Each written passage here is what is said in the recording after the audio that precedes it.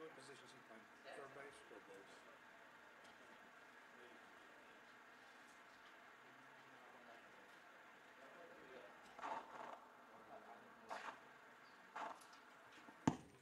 Yeah.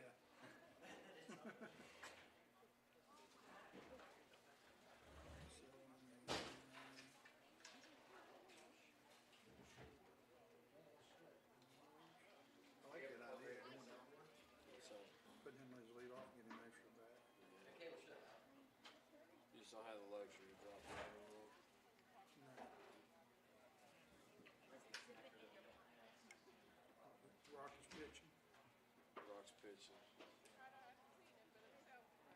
Kids thought they were going to use the bullpen thing today because there's lots of DH and Watsky is third base or first base. first base.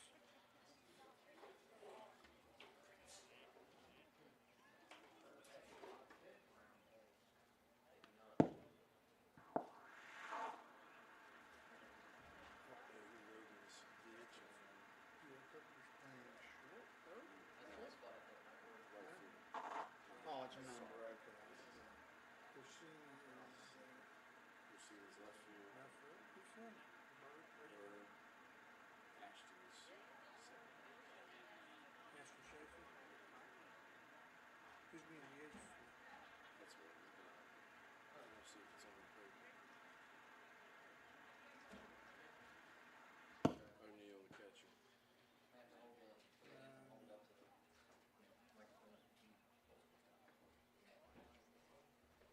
you find out what the record about I did run offline. Yeah, 12 and 11. 75 in conference. Playing Cooper's playing. Right field.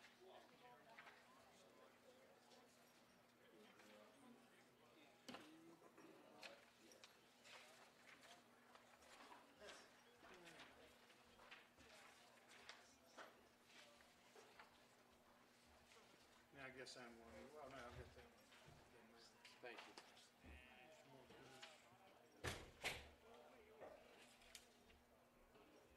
We have their stuff. Right here. You want it right now? Zach, Go ahead through it. Zach Caliph Boring. What position is he playing? He's a pitcher. Zach.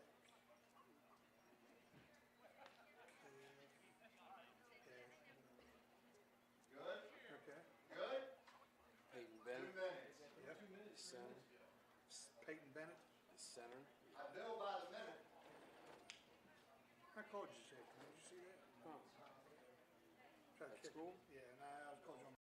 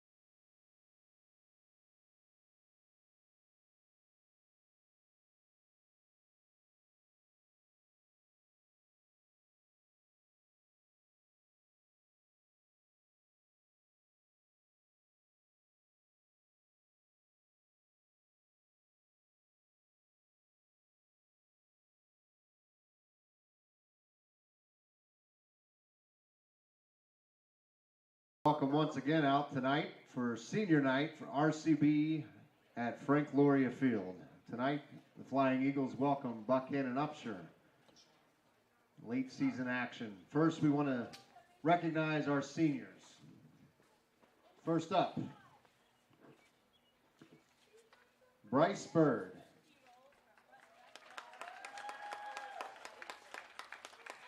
This evening, Bryce is escorted by his parents, Sammy Matthey and Aaron Bird. Bryce is a 2-year baseball player. His plans for the future are to be the sectional, regional, and state champion. In all seriousness, Bryce's plans for the future are playing wide out at Alderson Broaddus University while getting a business degree, hopefully one day own his own real estate company. Next up, Nick George.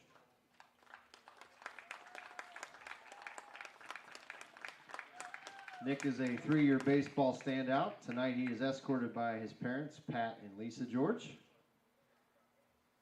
In Nick's sophomore year, he was second team All-State, first team All-County, first team Big Ten. Last year as a junior, Nick was first team All-State, first team All-County, and first team Big Ten. His plans for the future are to attend Fairmont State University and play baseball.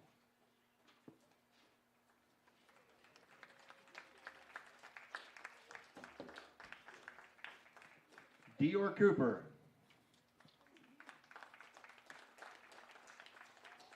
Dior is a 2-year baseball letterman. Tonight he's escorted by his mom, Shannon Cooper. His plans for the future are to stay at the caboose for a while after he graduates, and then he plans to operate heavy machinery. Dior Cooper. Nathan Lotsky. Nathan is also a 2-year baseball letterman, playing in his sophomore and senior years. Tonight, Nathan is escorted by his parents, Gary and Wanda Lotsky. In the preseason, Nathan was ranked the 2nd highest rated pitcher in the state of West Virginia by Perfect Game magazine. His plans for the future: in December of this past year, Nathan signed to play football at Virginia Military Institute, VMI, where he will major in economics and business.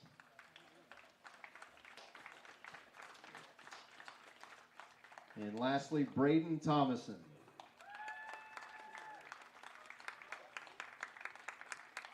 Braden is also a 2-year baseball letterman and 5-sport athlete at Robert C. Byrd High School. Tonight, Braden is escorted by his parents, Karen and Marty Thomason.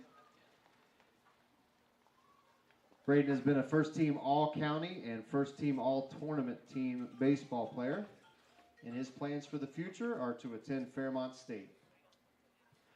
Ladies and gentlemen, our senior class of 2023 for the Robert C. Byrd Flying Eagles.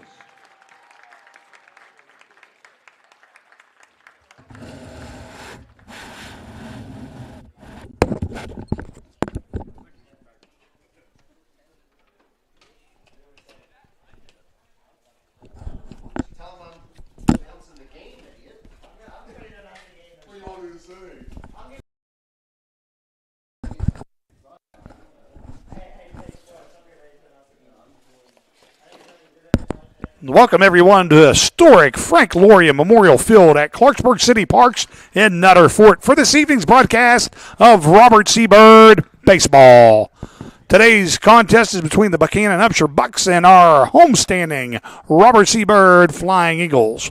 I am Basil Lucas, and as always, I am joined by my broadcast partner, former high school coach Ryan Lance. Ryan, this evening's opponent is the Buckhannon-Upshur Buccaneers. Buckhannon has a record of 12-11, but truly's had a successful season with big wins over Bridgeport and are poised to be a 1 or 2 seed in their sectional this year. Yeah, they played a challenging schedule, and they've done well. And, it's been tough on and off with the weather, and I expect them to come in here tonight and battle and give the Flying Eagles all their money's worth.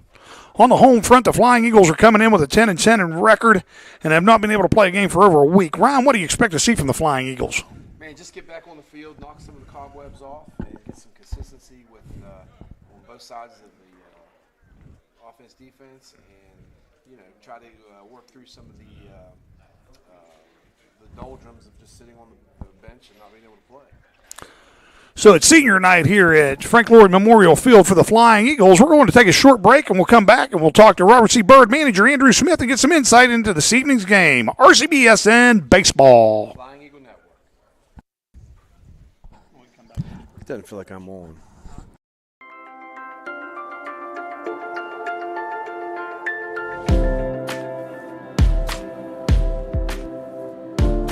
Sports has taught me how to handle hard situations and how to handle pressure. The idea of being part of a team, having to work with people, that happens in everyday life. Organization becomes important. Plus, it's kind of exciting now, trying to help the younger kids.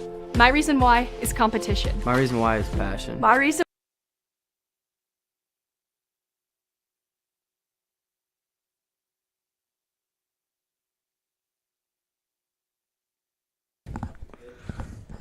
Welcome, everyone, to historic Frank Memorial Field at Clarksburg City Parks in Nutter Fort for this evening's broadcast of Robert C. Byrd Baseball. Today's contest is between the Buckhannon-Upshur Buccaneers and our home-standing Robert C. Byrd Flying Eagles.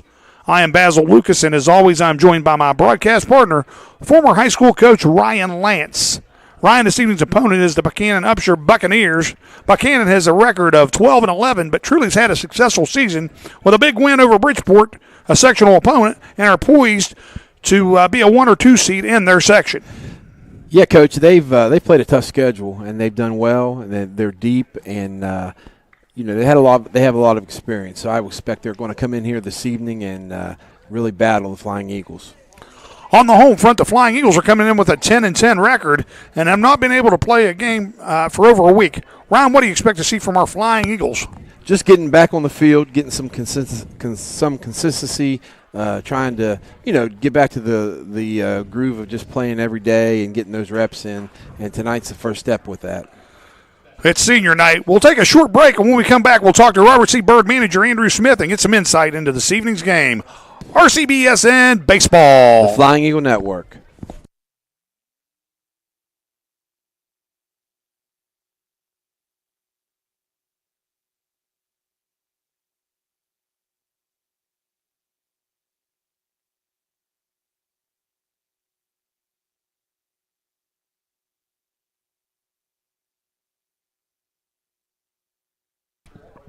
Now let us speak to Robert C. Byrd manager Andrew Smith.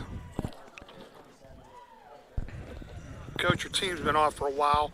How have you been able to prepare with all this rain that we've had the last couple of weeks? To be honest with you, it's kind of been a blessing in disguise in a lot of ways. I feel like moving to West Virginia, you feel like you play 6 days a week, so having some practice days has been nice. Getting them in, having some objectives to work at, having a chance to work at them has been nice, like I said. So, to be honest with you, it has been an adjustment. Like I said, we've been playing most days for the last month and a half or so. So to have a couple days off has been an adjustment, but we've just tried to remind the guys that as we get to sectionals, that's when we want to peak. Senior night tonight is especially important. So if we would play up tonight and give BU a good game. Okay, tonight you're playing a quality opponent in the Buckhannon-Upshur squad. What do you expect from the Bucks? Yeah, so I started my school year teaching there. I know a lot of these guys across the diamond over there. I know Coach Squires, they're a quality coach. Coach Squires is a very disciplined, very regiment-oriented coach. They're going to play small ball well. They're going to throw it. They're going to field it. They're going to hit it. They're going to make you beat them. They're not going to beat themselves. A very good ball club over there, so we're going to have to bring our A game tonight. Tonight, we're playing on a turf field, and thank goodness we are. We're going to be able to get this game in this evening. But how does that change your strategy as a coach? Sure. Strategy-wise, I'm not sure that it changes much for us. I know that we got to continue to throw strikes. One of our weaknesses in this 4-game losing stretch has been giving free bases. So tonight, Ryland's going to start on the mound. Ryland's going to do a fantastic job like he's done the last couple outings. He's going to pound the strike zone. Defensively, we're going to have to make plays. You talk about moving to turf. Really, there shouldn't be any complaints about bad hops or anything tonight because everything's a Sunday hop out here at Frank Loria. Shout out to the city of Clarksburg for getting us out here on a short notice. Like I said, we just wanted to make sure that we got senior night in tonight. That was the priority. So, in terms of adjustment, it's just going to be continue doing what we tried to do the rest of the season. Yeah. And on that note, it is senior night. What have the seniors meant to you this year? This is my first year in West Virginia, first year coaching up here. As I look across at these guys right now, they've been welcoming to me, number one. They've been a lot of fun. It's been a lot of fun the last 2 months. You don't really get to appreciate it when you're in the middle of it because, you see each other every day, but as we get closer and closer to the end, I know I can feel it. I know I can sense it, and I think these guys can too. What we've got is special. That group of seniors over there, they're special. Coach, what are your keys for an RCB victory over the Bucks this evening? Like I said, we're going to have to play together. We're going to have to play smart. We're going to have to play hard. That's something that we've been emphasizing the last 2 or 3 weeks. Play for the seniors tonight. This is their last home game during the regular season. Of course, we got Lincoln on Tuesday, but this is their last regular season home game. So if we play together tonight, play for the seniors, pound the strike zone, limit the free bases, I think we got a chance. Coach, thanks for taking some time with us this evening, and good luck. All right. Yes, sir. Thank you, Coach. RCBSN Baseball, the Flying Eagle Network. Seventh batter, right fielder, number 12, Eli Bryant. Batting eighth.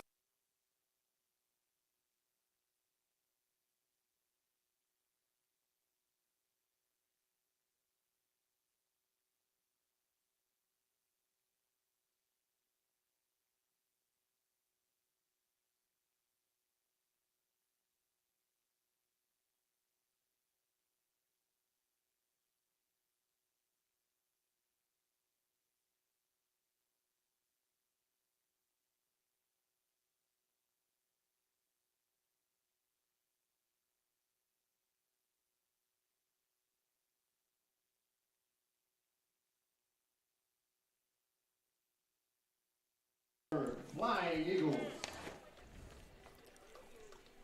Leading off, third baseman number 23, Nick George.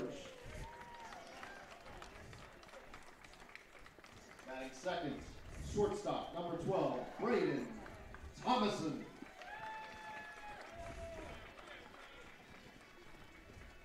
Batting third, number 5, Rylan Rock.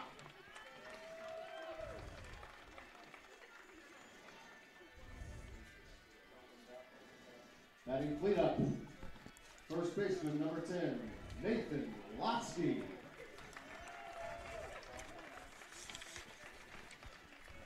At DH, number 18, Logan Frum.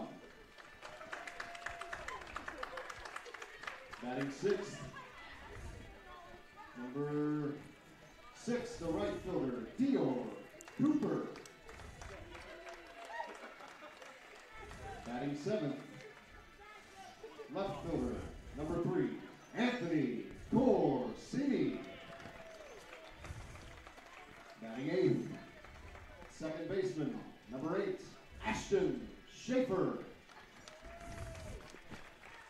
Batting ninth, center fielder, number 2, Bryce Bird.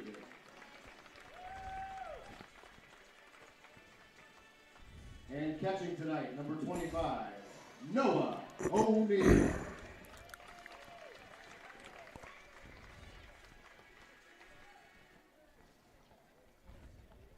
We ask at this time that you all rise. Gentlemen, remove your caps. Playing as a national anthem.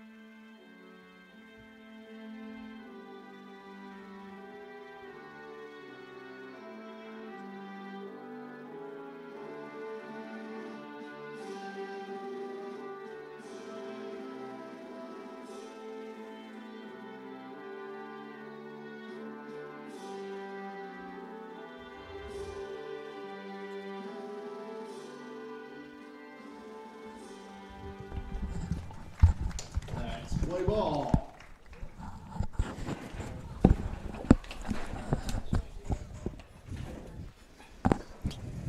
Back here at Frank Loria Memorial Field for Robert C. Byrd baseball as they take on the Buckhannon-Upshur Buccaneers. And here with Coach Lance. Coach Lance, what are the keys for a Flying Eagle victory this evening?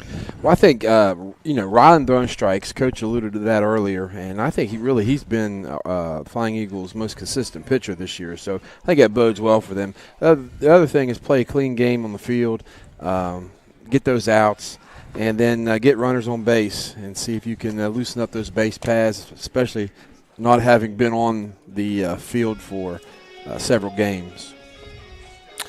Well, Coach, you had to take a little deflection there as a stink bug came flying into the press box and he attacked me first, and then I had to make a cat-like maneuver to get rid of it, then it flicked off your head while you were trying to speak there. So great focus right there, Coach. I got to give you kudos on that one. That's what I do, Coach. That's what I do. Yeah, it's all about staying focused on senior night here at Frank Loria Memorial Field. You know, I have to bring it up every time, where we have an opportunity to come over here and play a game. How many great baseball games have been played on this field over the past 30, 40 years? I was thinking about that this afternoon.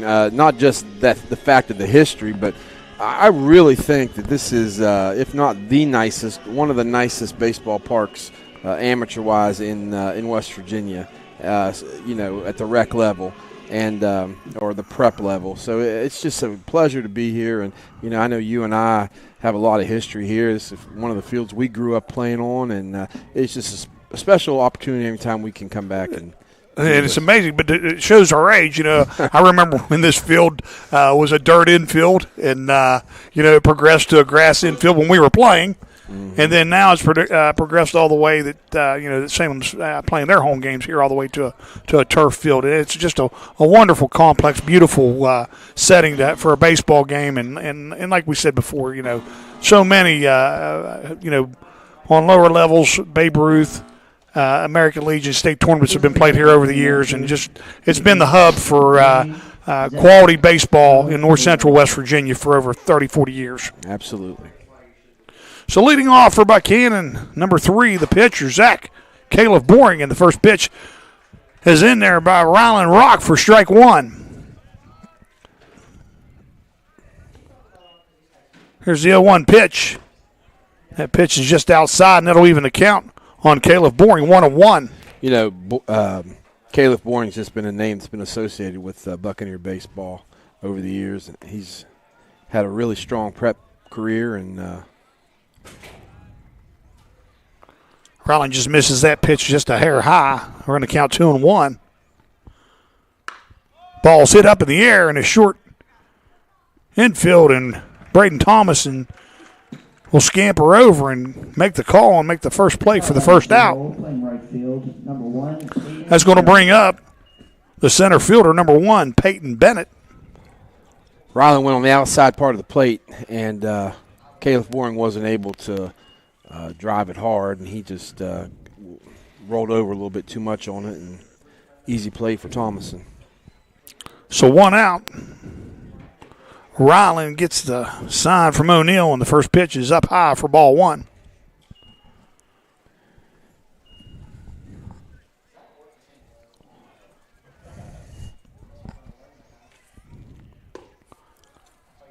Second pitch fastball low and away for ball 2. Bennett's ahead in the count, 2-0. 1 out here in the top of the first inning. Fastball hit up in the air. Nathan Lotsky calls for it, and he'll make the play for out number 2.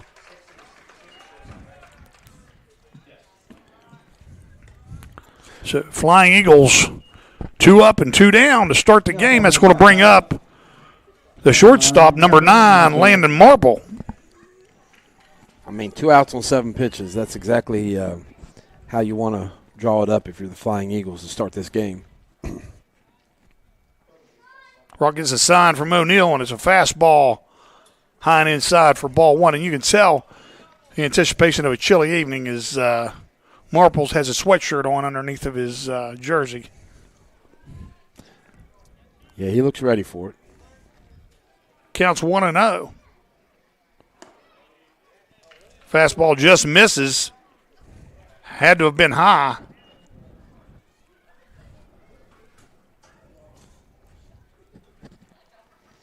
2-0's the count. That fastball is high for ball 3. It appears just early on the officials are going to have a lower strike zone this evening.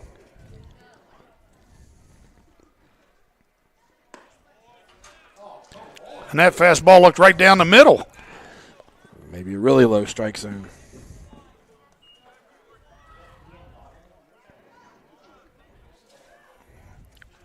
Now batting for hole number 2, Ian Donnan. So Marple will take the walk. He's on at first base, and that's going to bring up the cleanup hitter, Ian Donnan. Donnan's the catcher. Marple's got a good-sized lead at first base. He'll take off on the pitch. Throw from O'Neal to second base. Ball hits the ground, and Marple will get the steal.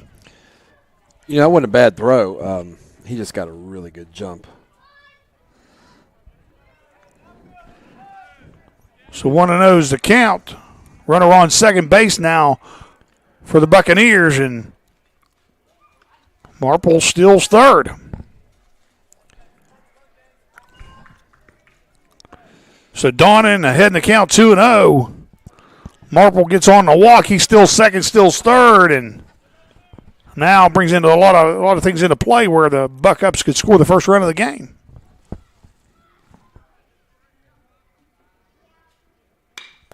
Fastball hit to dead center field. Bryce Bird gets underneath of it. He'll call for it. He'll make the play for out number 3 as Buckhannon scores no runs on no hits. 1 runner left on base. Buckhannon 0. The Flying Eagles coming to bat. RCBSN Baseball. The Flying Eagle Network.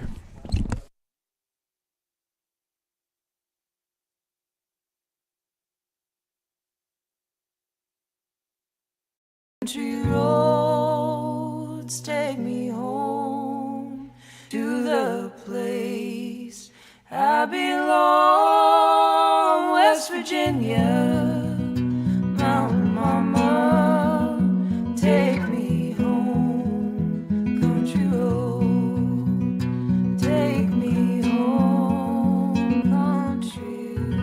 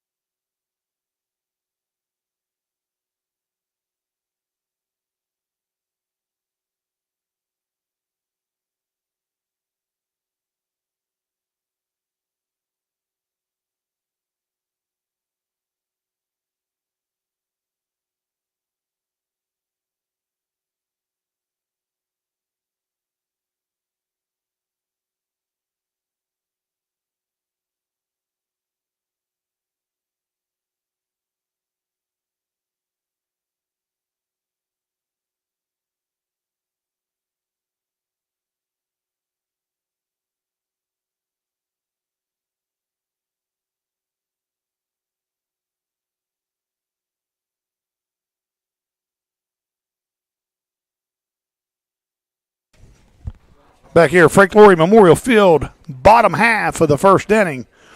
Flying Eagles coming up to bat. It's going to be senior number 23, Nick George. Nick's playing third base today, and the Flying Eagles have put Nick at the top of the lineup, Coach.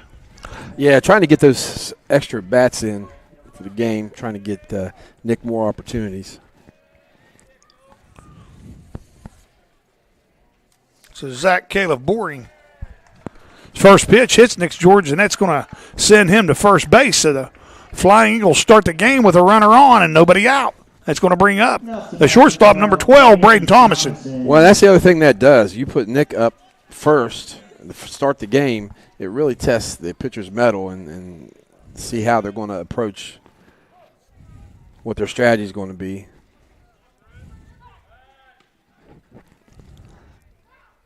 And now with Nick at first, again, who is very efficient on the base paths, and he's got Caleb Boring has his eye on him.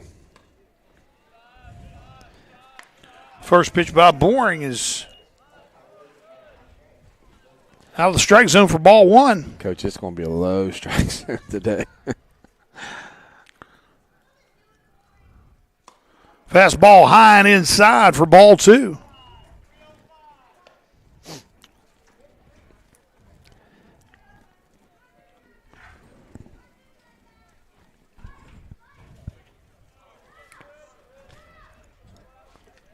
Two knows the count. Boring's pitch is up and away for ball three. So Flying Eagles looking to make some noise here at the bottom of the first inning. Caleb Boring's pitch is right on the outside corner for strike one. First strike of the evening, right? I believe so. So 3-1's the count. And that pitch is high for ball four. I mean, just the kind of start you want if you're the Flying Eagles, being able to be the recipient of some free passes. It's going to bring up the pitcher, Rylan Rock, the number 3 hitter. Now up to bat with 2 runners on, number 5. Rock may have been having a little conversation about the strike zone right there.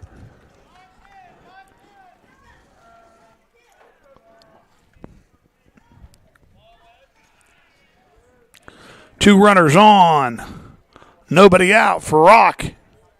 Caleb Boring gets a sign. Hit and run on with the Flying Eagles, and that'll send runners back to second and first base. Ryan fouls the ball out of play for strike one. Yeah, and it was a good job by Rylan. That was a off-speed pitch breaking on the outside part of the plate, and he did what he was supposed to do, take a cut at it and at least put it out of play. 0-1's the count. On Rock, Caleb Boring's pitch. Sit up in the air. Looks like that'll invoke the infield fly rule as the infield umpire makes the call. So that'll be an automatic out for out number 1 for the Bucks. It's going to bring up the cleanup hitter, number 10, Nathan Lotsky. Now up to bat, batting for hole number 10, Nathan Watsky.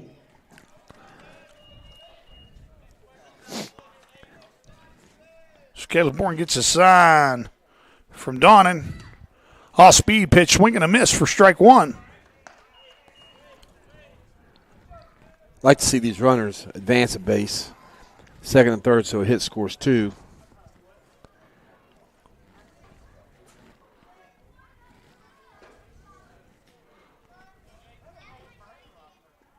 Pitch gets by, and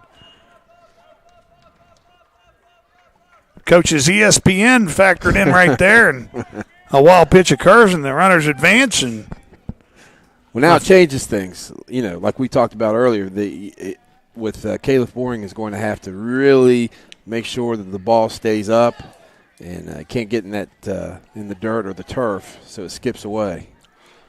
1-1 to count, and looks like the suicide squeeze is on, and Lotsky misses the pitch, and George gets tagged out for out number 2.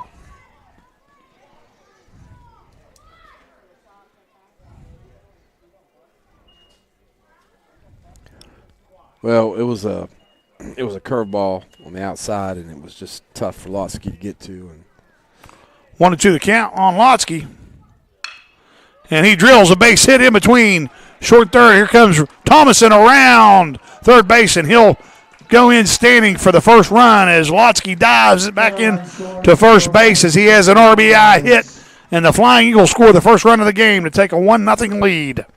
Great job by Nathan coming back and getting that run back and put the Flying Eagles in a nice position. Batting the DH, number 18, Logan Frum. That's going to bring up the designated hitter, number 18, Logan Frum.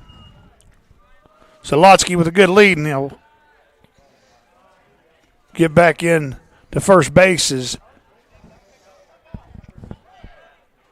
Caleb Boring takes a look at him and makes a throw over.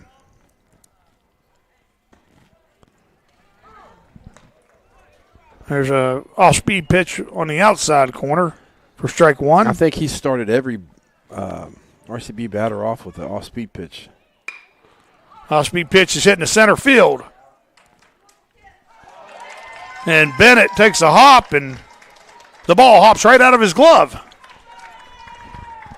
So that'll be an error on the center fielder. And that'll allow 2 runners on with 2 outs. That's going to bring up the right fielder, Dior Cooper, number 6. Just uncharacteristic of the Buccaneer squad. I just think the center fielder misplayed that one.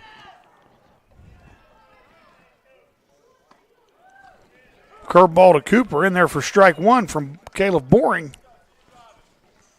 Yeah, it looked like, I don't know if he misjudged it there at the end. Maybe that's why he took that hop. Yeah. And got away from him. Ball's popped up in the air. And catcher comes over. And nice play by Ian Donnan for the 3rd out. But not before the Flying Eagles score 1 run on 1 hit, 1 error.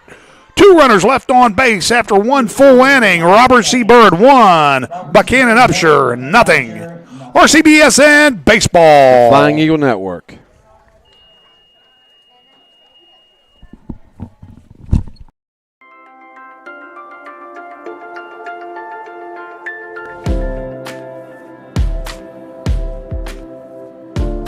Sports has taught me how to handle hard situations and how to handle pressure. The idea of being part of a team, having to work with people, that happens in everyday life. Organization becomes important, plus it's kind of exciting now, trying to help the younger kids.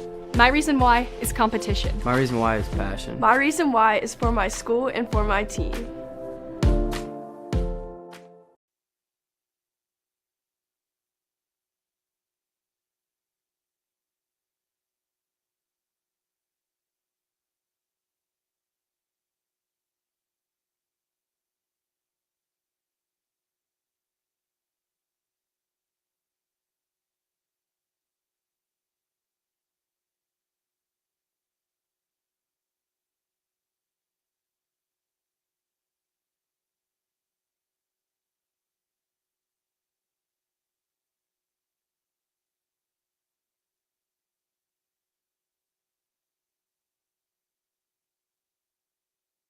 Back here, top of the 2nd inning, Snyder leading off for Buckhannon. He'll take a fastball on the outside corner for strike 1.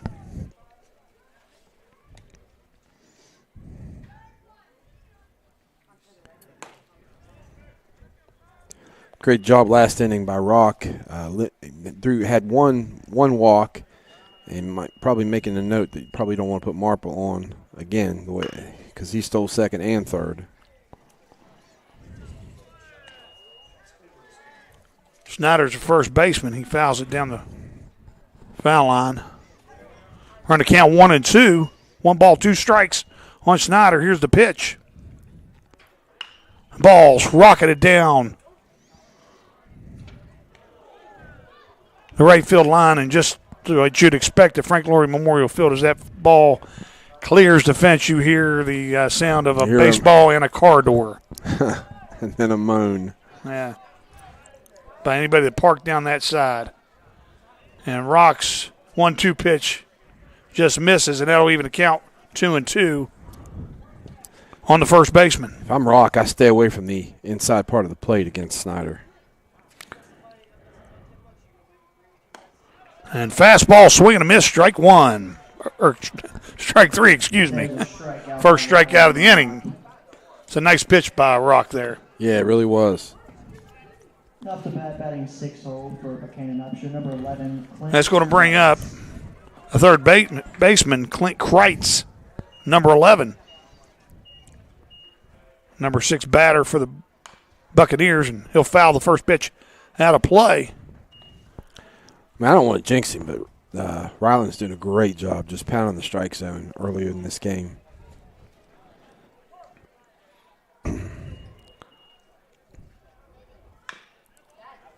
And Rock's ahead in the count. 1 ball, 2 strikes. Now his whole repertoire is open. He's 0-2 on Kreitz, and him and O'Neill can come with a myriad of pitches. No runners on, so he can see if he can get him chasing something. So O'Neill sends Rock the sign. He sits up on the outside part of the plate, and ball's smacked right down the third base line. And Kreitz is going to run into second base with a 1-out double. Close play at second base. The umpire calls him safe. That play was a lot closer than it looked like it was going to be. Yeah, it's closer than I thought it was going to be. And a nice throw from the cutoff from Thomason to Schaefer. So it'll be a one-out double. And that'll put Kreitz on second base. That's going to bring up the right fielder, number 12, Eli Bryant.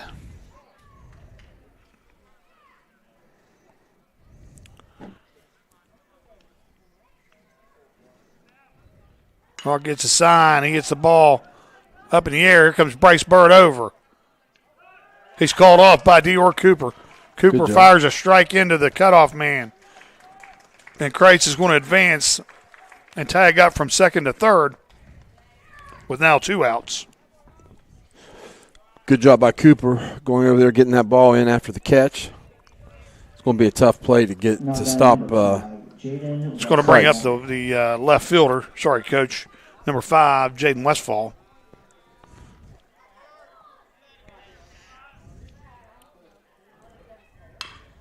Ball's hit on the ground. It's picked up by George. George Crowhops makes a nice actually throws it high, and Westfall's able to avoid the tag. And Kreitz scores to tie the game 1-1. So throwing error there led to the run. It's going to bring up the number 9 hitter, Tucker Burr, the second baseman. Almost looked like he aimed the ball over there. Yeah, I think he was trying to take his time, make sure the throw got there, and it just sailed a little high on him.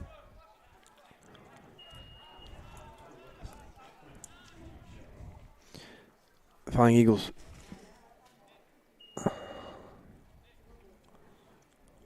So ball came out on the field from the bullpen.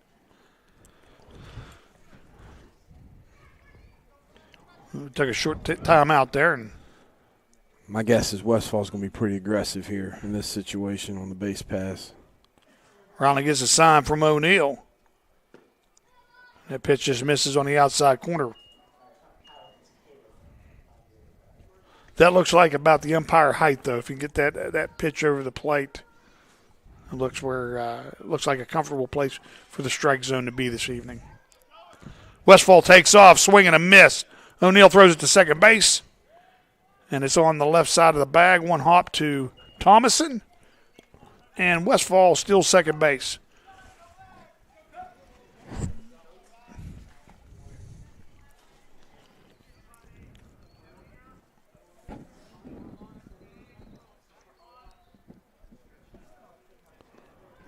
Nice off-speed pitch right there by Rock, and Burr, really all he could do, he took a defensive swing at that. He was so confused by it.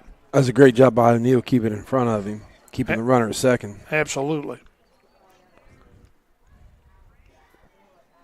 1-2's the count. Swing and a miss, strike 3. And that'll end the inning as Buckhannon scores 1 run on 1 hit, 1 error, and 1 left on base. At the end of an inning and a half, Robert C. Bird won, Buckhannon won. RCBSN Baseball. The Flying Eagle Network.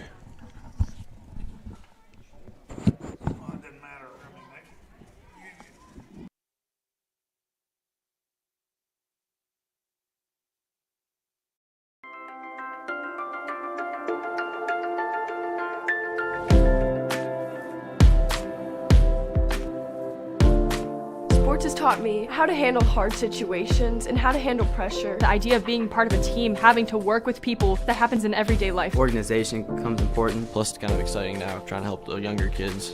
My reason why is competition. My reason why is passion. My reason why is for my school and for my team.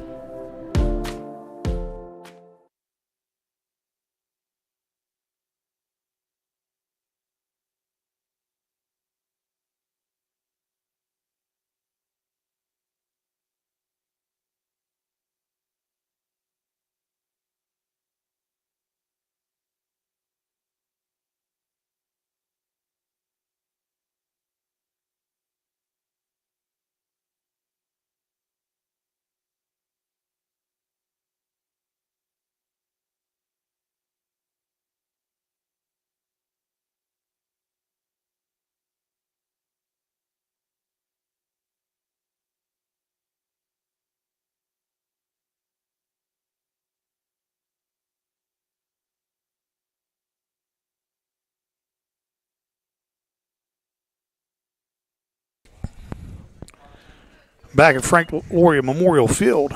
Now at the bottom of the second up to bat. Leading off for the Flying Eagles is going to be the left fielder, Anthony Corsini, number 3.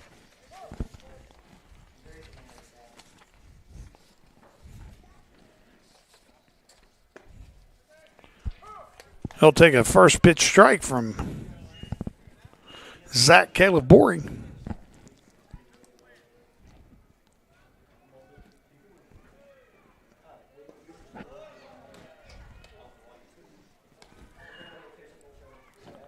Even the count 1-1 as that pitch is called ball 1.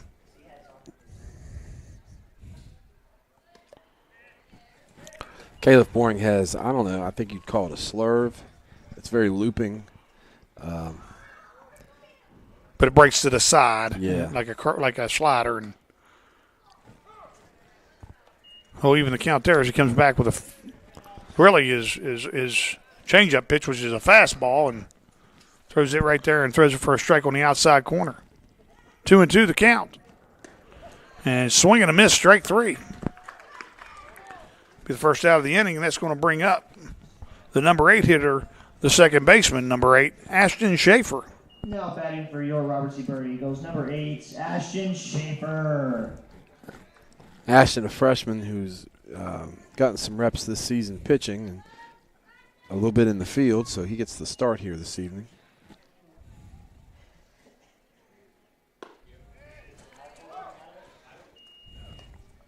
And I think you're right. I think that off-speed pitch is Caleb Boring's go-to pitch. He builds everything off that.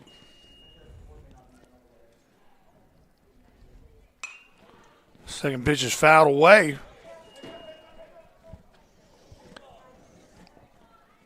For strike 2. So Caleb Boring ahead to count 0-2 on Ashton Schaefer.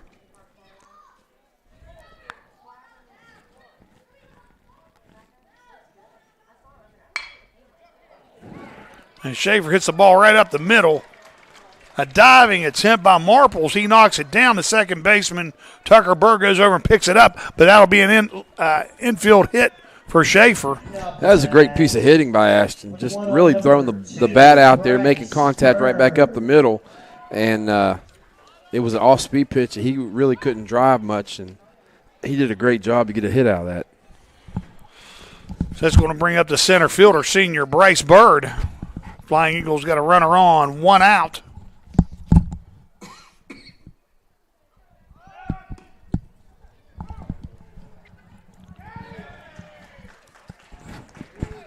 And Schaefer takes off, and Donnan throws a strike to second base for out number 2.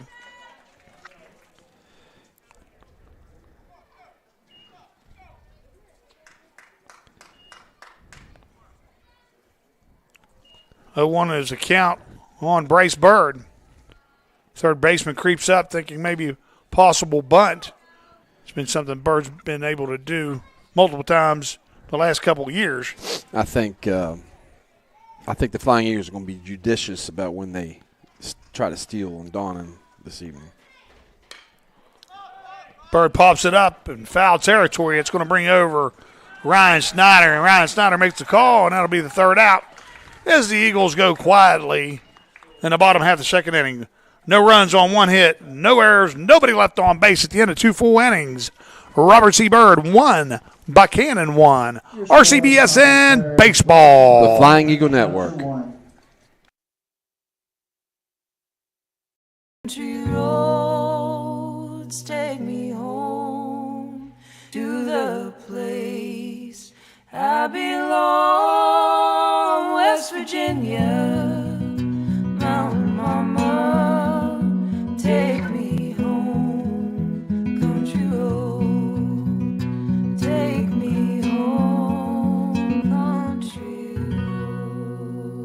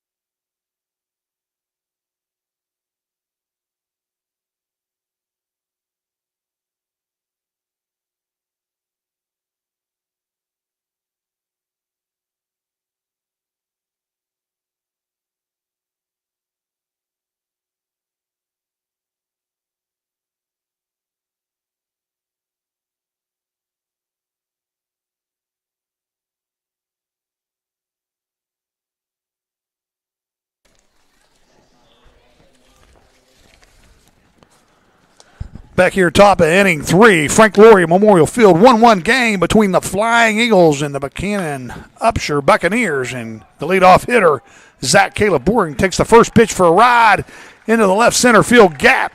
Bird comes over sliding. He'll pick it up, throw the ball, and Caleb Boring will lead off the inning with a triple. First pitch, he liked what he saw, drove it right in the lane, and That's about the runner on number 1, Peyton Bennett. Buccaneers are in business.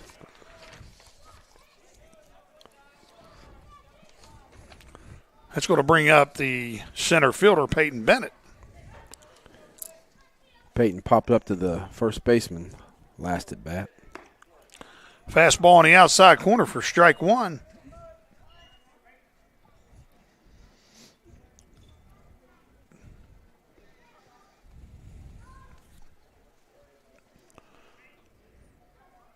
Rock gets the sign from O'Neill. Fastball up high, and that'll even count 1-1.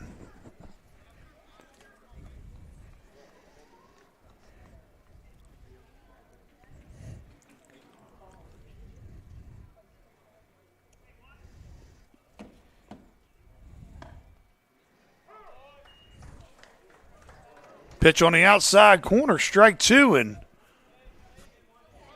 Rock ahead in the count 1-2 with a runner on third, nobody out. Flying Eagles playing up at first base and third base, trying to cut that run off in a 1-1 ball game.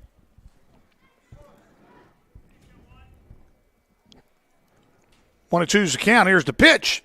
Off-speed pitch, swing and a miss for strike 3. Nice pitch by Rock. Great pitch to get out of that at bat without contact. It's going to bring up the shortstop, number 9, Landon Marple. Marple's already displayed his speed on the base pass, so might be an opportunity to play a little small ball here. First pitch to Marple's off speed up high for ball 1.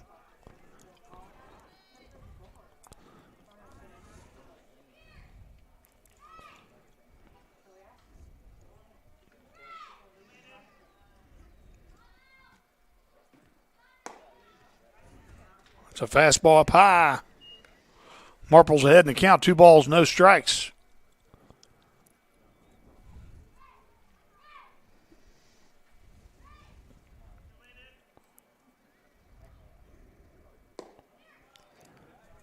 Pitch low and inside, and that'll take the count 3-0. And, that's the thing about Marple is if you issue a free pass, there's a good chance he's going to be in scoring position soon thereafter. So 3-0 the count. Here's the pitch. Swing and a miss for strike 1. He took a cut at that. Swung at it like he was mad at it, Coach. Swung at from his tiptoes. Looked like a corkscrew coming around. Off-speed pitch up high for ball 4. And that'll put runners at first and third with 1 out. That's going to bring up the cleanup hitter, the catcher, Ian Donnan. And Donnan's shown a rocket arm there behind the plate so far tonight. Donnan flew out the center his last at bat. Flying Eagles trying to get their sign straight. A lot of pressure with the runners at the corners and the speed that they have. Middle infield's a double play depth. First pitch in there looked like could be a strike. And it was called a ball. And that usually for an umpire, that's a tough situation when you have the catcher jumping up to go throw. And yeah, there's a lot going on. Yeah, there's a lot going on. And I think that's a opportunity where a lot of home plate umpires miss close calls, or where pitchers don't get a close call. Yeah. Well, interesting on that play. Caleb Boring held at third, didn't even attempt to come down on the throw. So Buccaneers are just content to let this play out and see what they can get with it. So runners on second and third, 1 out. A cleanup hitter in the box ahead in the count, 2 balls, no strikes. First base is open. And that'll run the count 3-0. So, you know, it might be an intentional walk here. Yeah, I don't think it'd be the worst thing in the world. Donnan has shown the ability to put the ball in play fairly deep. Ball's hit up in the air as he swings at a 3-0 pitch. From in foul territory will make the play for out number 2. And the Flying Eagles get a big out right there, Coach. Not too bad, following the pop out. Number 4, Ryan Snyder. And that actually is Nick George at first base. So Nick's the one that goes over and makes the play.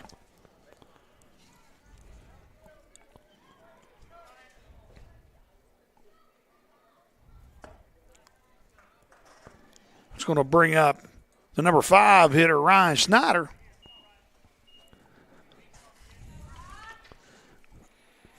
Two outs, critical bat here for the Buccaneers.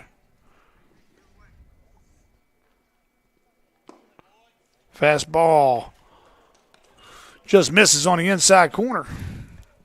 O'Neal set up outside, Rock went inside. You see, see if the Flying Eagles can get out of this unscathed. Fastball on the inside corner for strike 1. That run the count on Snyder 2-1.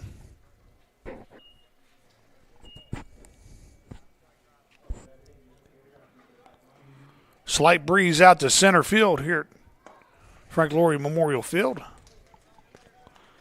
Pitch is up high for ball 3. 3-1's the count. First base is open. Buccaneers have runners on second and third. Kreitz on the on-deck circle. He doubled down the left field line his last at bat. And that off-speed pitch is high and inside, and that'll load the bases and bring up the third baseman, Clint Kreitz. Now to bat for Buckhannon-Upshur, bases loaded. Number 11, Clint Kreitz.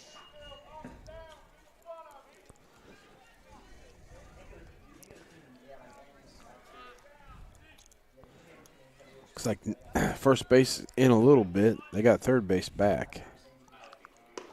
First pitch right down the middle for strike 1. Kreitz takes a fastball at the knees.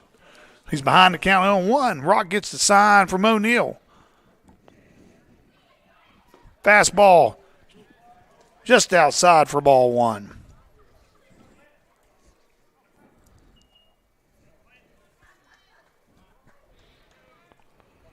One and 1 to count. Here's the pitch from Rock.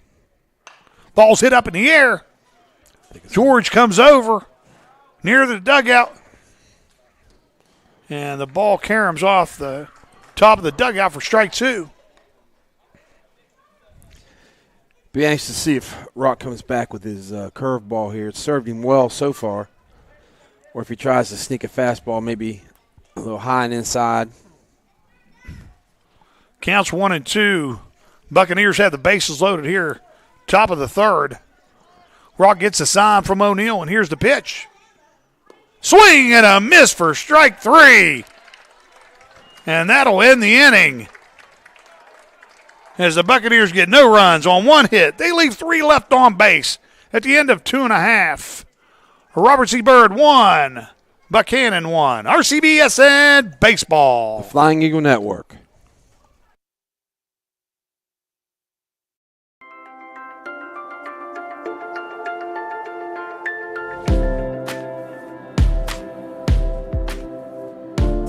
Sports has taught me how to handle hard situations and how to handle pressure. The idea of being part of a team, having to work with people, that happens in everyday life. Organization becomes important, plus it's kind of exciting now, trying to help the younger kids.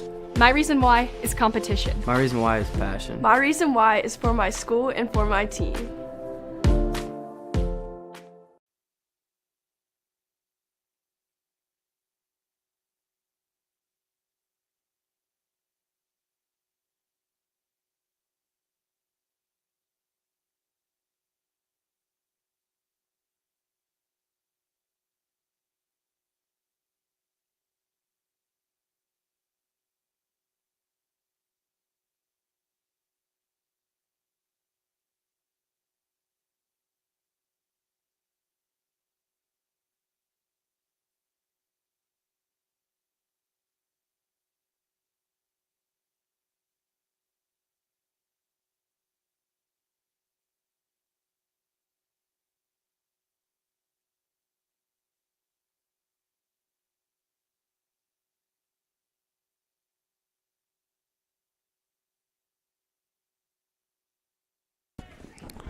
Back here at Frank Loria Memorial Field, we got a barn burner going on, Coach. 1-1. Pitcher's duel. This is when these type of games have a tendency to break open, going through that lineup the second time. We got the leadoff hitter, number 23, now the first baseman, Nick George. He'll take a curveball and he'll hit it into left center field.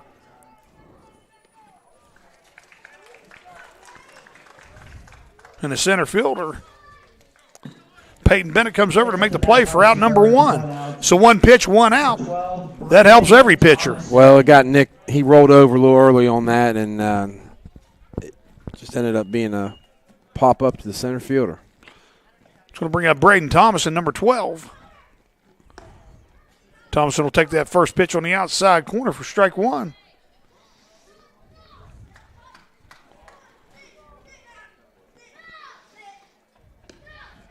Speed pitch in the dirt. That'll even count on Thomason, 1-1.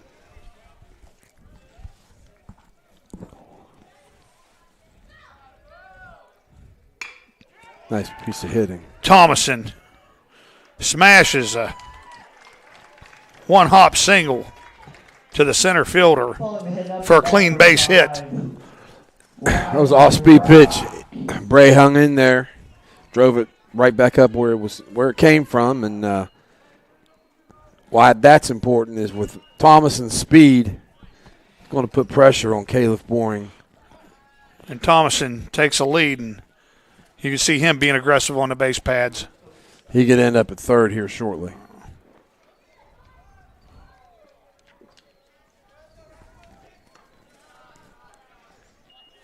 So Ryland Rocket bat for the Flying Eagles, trying to help himself out in a 1-1 ball game. He'll take the first pitch for a ball. That almost looked like a pitch out. Curveball smack to the third baseman. Kreitz throws a strike to Tucker Burr to get Thomas in the lead runner, but unable to get Rock at first base. So now 2 outs with a runner on. That's going to bring up the right fielder, Nathan Lotsky. Kreitz did a great job cutting that ball off before it could get in the hole.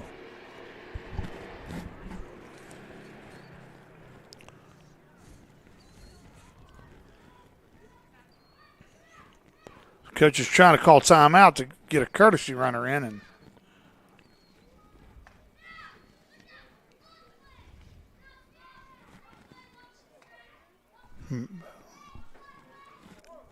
maybe not.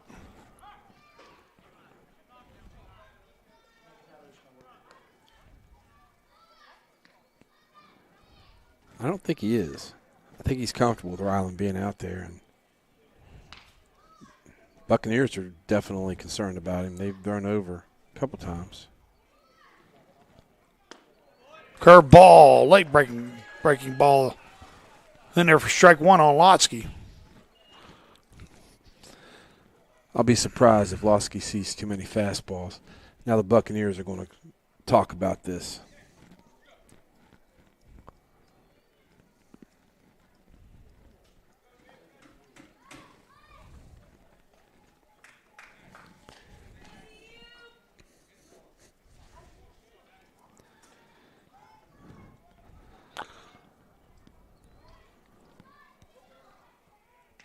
No balls, 1 strike on Lotsky. Boring takes a peek at Rock at first base. Here's the pitch, and Lotsky turns it over, hit down the left field line. He takes the ball for a ride. And over on the line is Jaden Westfall, and he makes the play for out number 3. The Flying Eagles have no runs on 1 hit, 1 runner left on base at the end of 3 complete innings. RCB 1. Buckhannon 1. RCBSN Baseball. The Flying Eagle Network.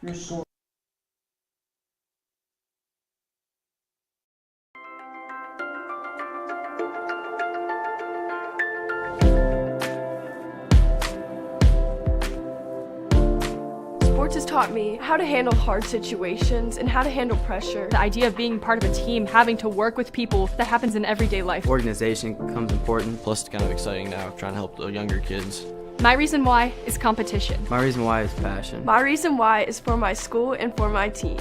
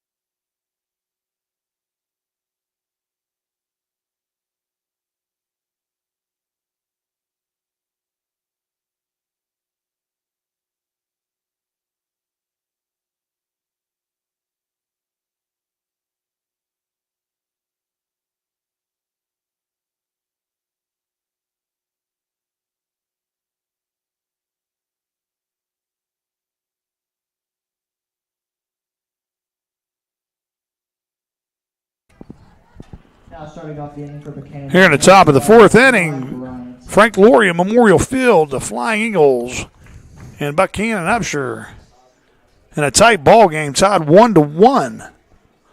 Leading off for Buckhannon is going to be the right fielder, number 12, Eli Bryant. And on the mound for the Flying Eagles is going to be number 15, Xavier Carvelli. Carvelli's first pitch is low and away for ball one.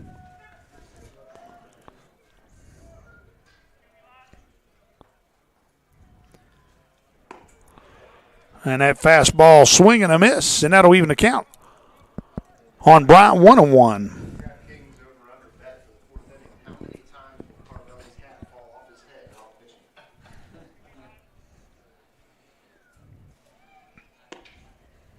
Fastball low and away.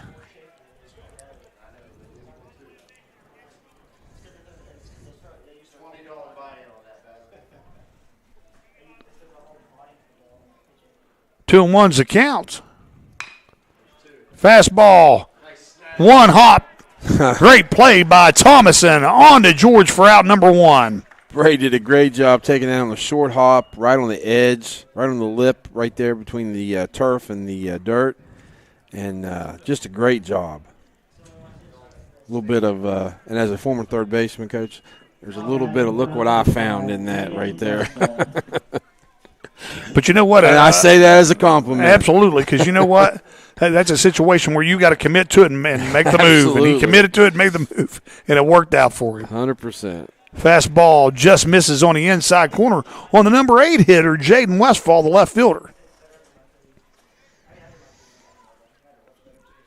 Many times you just stick that glove down there and hope the ball finds it.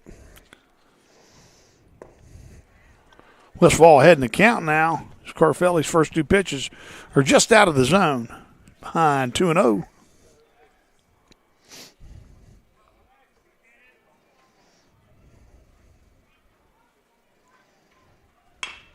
Fastball's hit back up the middle, and that's going to find its way into center field as Bryce Bird comes over to pick it up, and he'll throw it into Rock.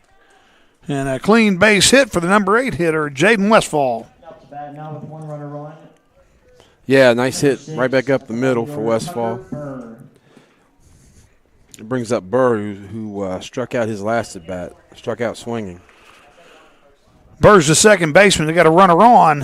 Buckhannon's been aggressive on the base pads early in the game. Now we have a left-handed pitcher. Let's see what they do now. And bunt from Burr. Carvelli's going to pick it up. On to George for out number 2, but not before Westfall advances to second base. And that'll put a runner in scoring position with 2 outs. Good execution by the Buccaneers, but great job by Carvelli. Taking the out they give you. 2 outs. That brings up Caleb Boring, who tripled his last at bat. So we're back to the top of the lineup. The pitcher, Zach Caleb Boring, up. He hit a rope for a triple last at bat. First pitch in there at the knees for strike one.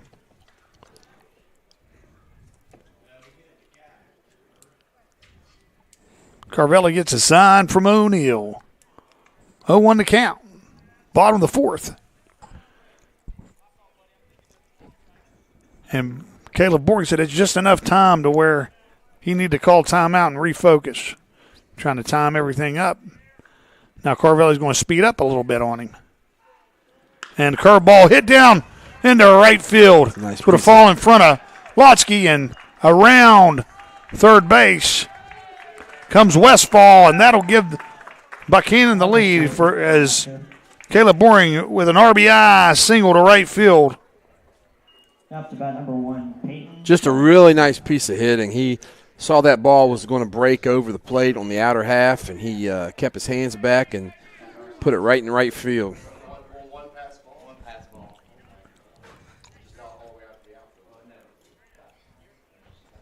That's going to bring up the center fielder, Peyton Bennett. Have a courtesy runner in for the pitcher.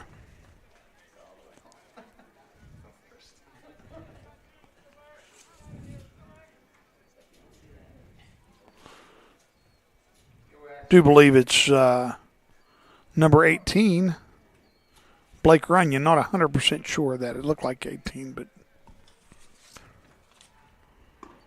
swing and a miss for strike one. A lot of obstacles you have to look through to pick up that number, Coach.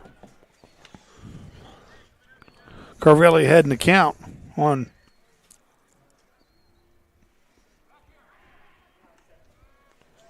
Bennett, 0-1. First time Carvelli's went over. That was a little meet and greet.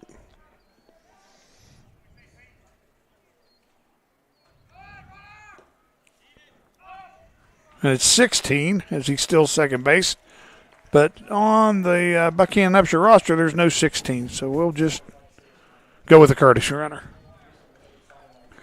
A courtesy runner still second base. I think he's going to try for third here soon. And he's got a big lead at second base. Counts 1-1, and curveball, swing and a miss for strike two. And Bennett,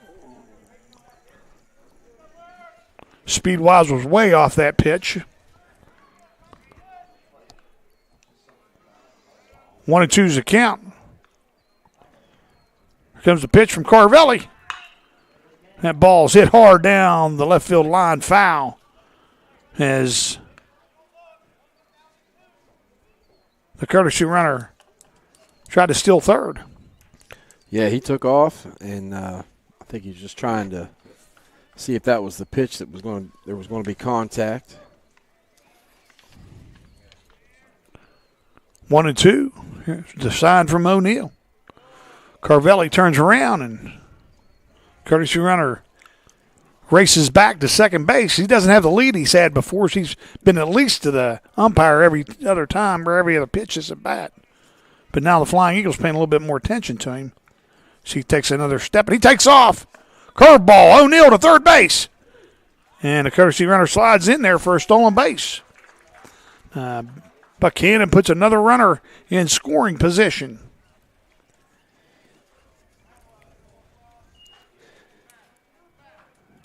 Well, Carvelli's been throwing off-speed pitches, so it's tough to hold runners on too tight when that's happening. Fastball blown away for ball three, and that'll run the count full on Bennett. Hate to let Bennett off the hook here with 2 strikes, and he struck out his last at bat, so you'd like to see him have to swing the bat here. Here's a payoff pitch. And that pitch is in the dirt, and O'Neill does a nice job of keeping the ball in front of him. And now Buckhannon has runners on first and third with 2 outs, as they've earlier scored a run on an RBI single from the pitcher, Zach Caleb Boring. Brings up Marple, who has walked his previous 2 at-bats So the Buccaneers have pretty good speed on the base pass and at the plate right now. With the run. Marble's the number 3 hitter. Runners on first and third. And a little bit shocked Buckhannon didn't steal right there. But with the left-handed pitcher, I think there was maybe a little I think they kind of want, the lefty, you picked up on that. That changes things for him.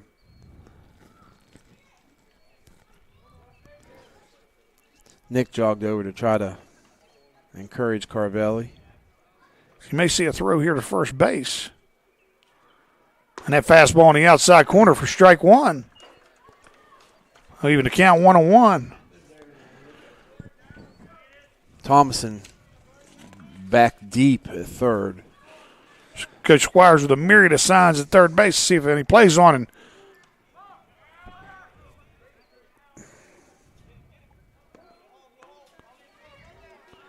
We've got the courtesy runner on the rundown. Third down.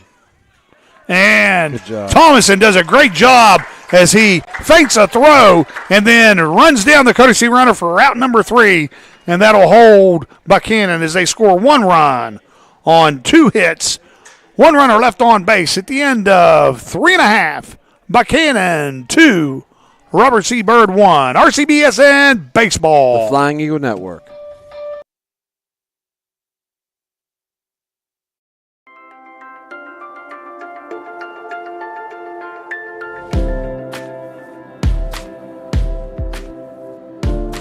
Sports has taught me how to handle hard situations and how to handle pressure. The idea of being part of a team, having to work with people, that happens in everyday life. Organization becomes important, plus it's kind of exciting now, trying to help the younger kids.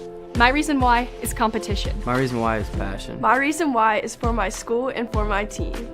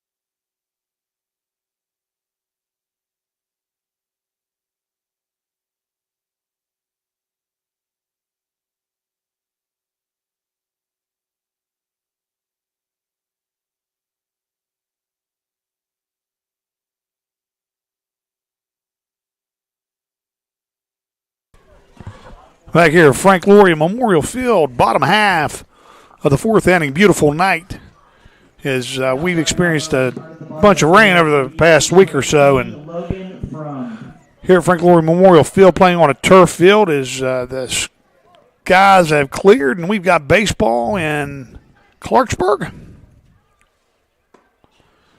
And up to bat, it's the DH, Logan Frum, and he'll take a fastball on the outside corner from Caleb Boring for strike 1. Off speed pitch, swing and a miss, and Caleb Boring ahead in the count. No balls, 2 strikes on the DH. Good breaking pitch right there. Kind of left Logan a little helpless. And that pitch is on the ground in the dirt, swing and a miss. Donnan throws the ball on to first base. And that'll be out number 1. And that's going to bring up the left fielder, Dior Cooper. Dior Cooper.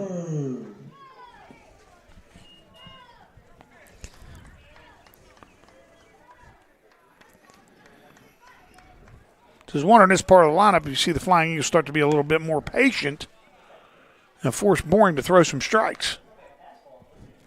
Well, and we're getting to the part of the game where you might even see some small ball start to be played by the Flying Eagles. Cooper takes the first 2 pitches. He's ahead in the count. 2 balls, no strikes. Cooper hits the ball to center field.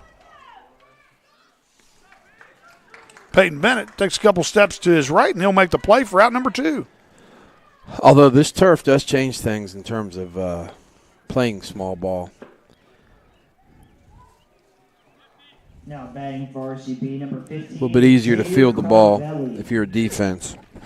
It's going to bring up the pitcher, number 15, Xavier Carvelli. First pitch hitting ball to straightaway center field. And Peyton Bennett will make the play as the Flying Eagles go quietly here in the bottom of the 4th. No runs on no hits, nobody left on base. At the end of 4 complete innings, Buckhannon 2, Robert C. Byrd 1. RCBSN Baseball. The Flying Eagle Network.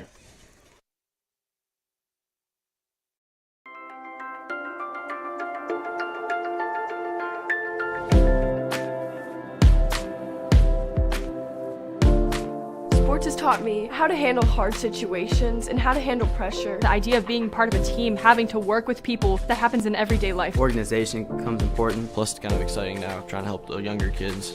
My reason why is competition. My reason why is passion. My reason why is for my school and for my team.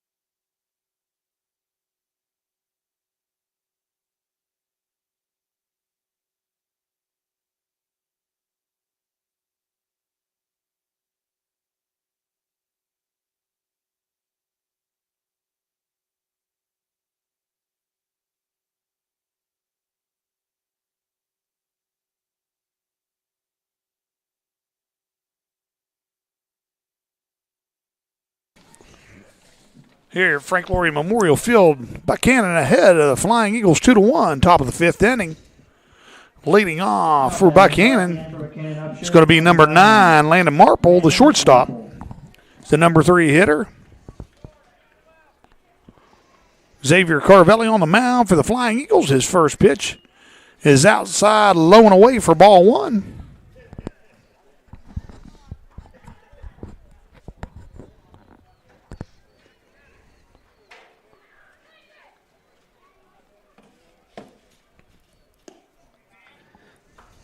And his second fastball just misses.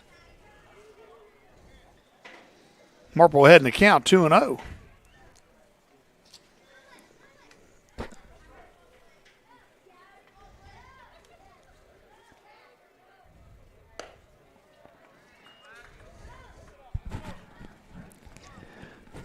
Well, this is not the guy you want to toy around with the idea of issuing a free pass to. Marple ahead in the count, 3-0. That pitch on the inside corner for strike 1.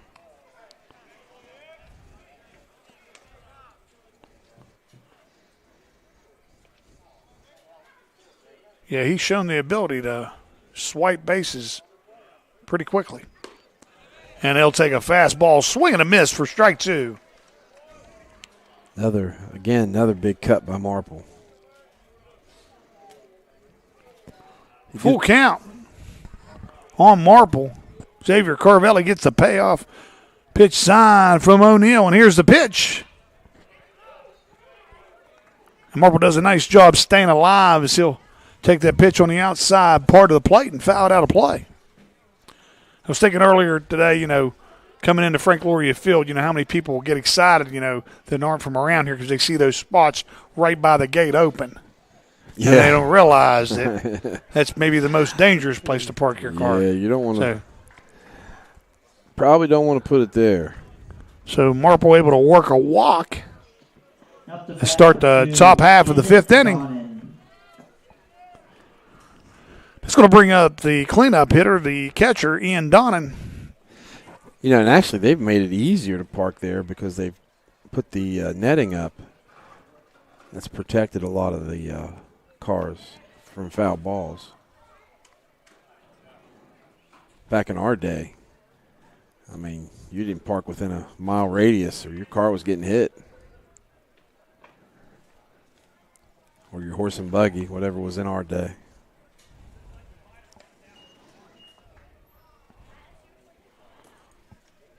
Well, there's more people that are more aggressive today in those areas. And, again, that's the way it's always been, especially from people out of area. You know, when they come in, they see those spots up and they're like, look here. People in Clarksburg really take care of you. It's a park right by the gate. Must be in the front row. Yep.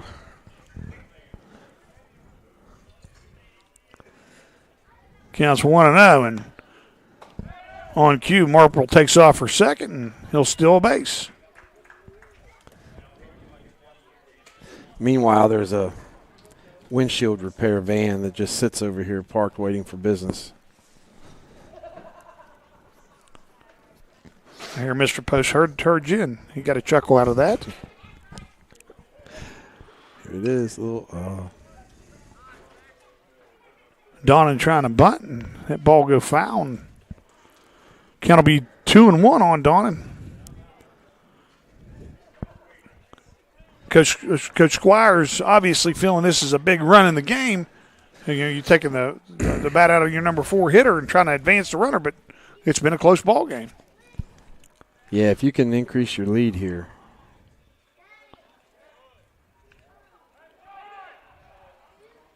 He's gone. Marple's taking off as the ball gets by a rock. And a one-hopper to third baseman Thomason. Well, and that's the risk you run when you try to get guys off the base pass. Errant throw can make things worse. 2-1's a count. On Don, a runner on third. Flying Eagle brings the infield in. Down 2-1. And that pitch is outside for ball 3. Flying Eagles have had pitchers up in the bullpen since they haven't played for over a week.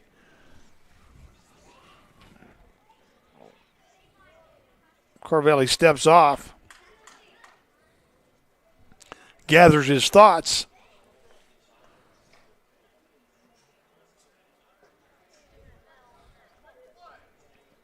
Here's the 3-1 pitch. Fastball foul tipped in the glove for strike 2. As Carvelli challenged the number 4 hitter.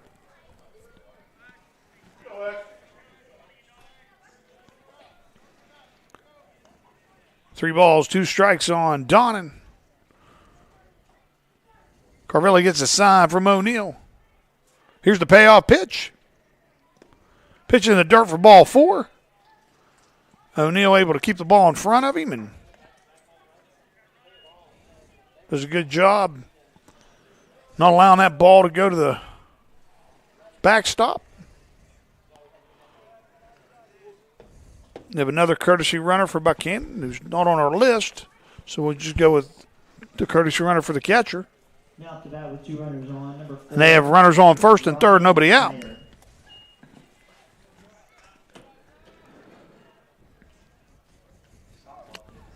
Lefty v. lefty here.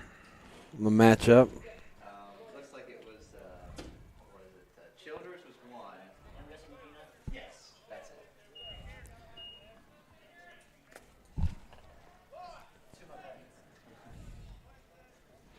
So Ryan Snyder takes a ball. Runners at first and third, nobody out here in the top of the 5th.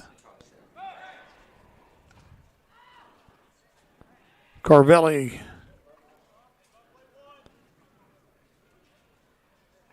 Makes a throw to first base. Trying to keep the courtesy runners close. There's a 1-0 pitch. It's going to be hit. Schaefer comes and picks it up on to first base. And Snyder able to beat the throw to first base. So get an RBI hit. And Buckhannon will extend their lead to 3-1. 2-1, number 11, Clint Kreitz. As Marple crosses home plate for the third Buckhannon-Upshur run. Soft hit ball. It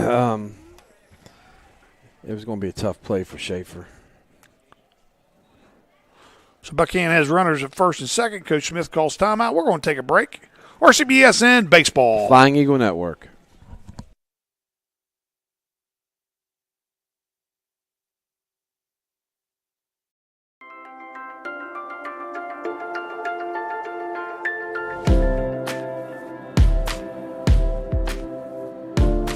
Sports has taught me how to handle hard situations and how to handle pressure. The idea of being part of a team, having to work with people, that happens in everyday life. Organization becomes important, plus it's kind of exciting now, trying to help the younger kids. My reason why is competition. My reason why is passion. My reason why is for my school and for my team.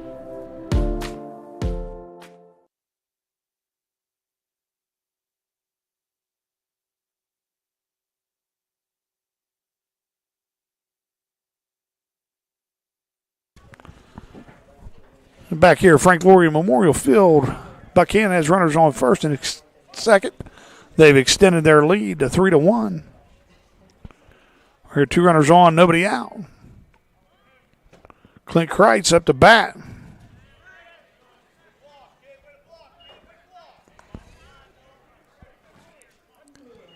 Kreitz squared early on that, just missed it. So no balls, 1 strike on Kreitz. Runners again at first and second.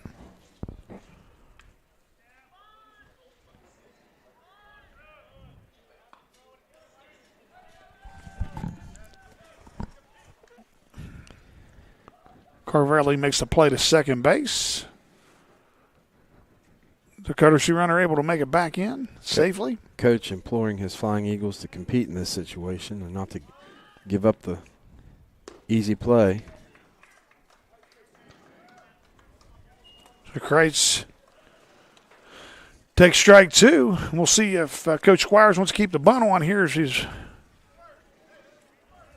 number 6 batters behind the count. No balls, 2 strikes.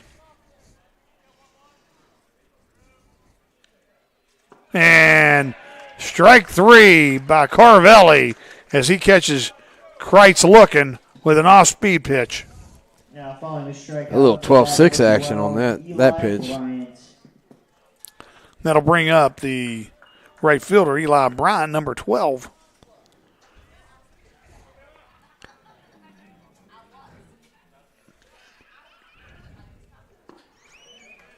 And that pitch is right there, swing and a miss. Bryant grounded out to third baseman, his last at bat. The sun peeks through the night sky.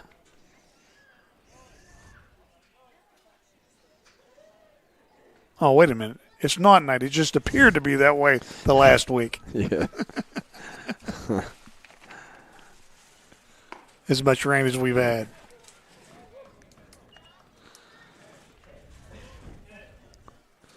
One and one to count.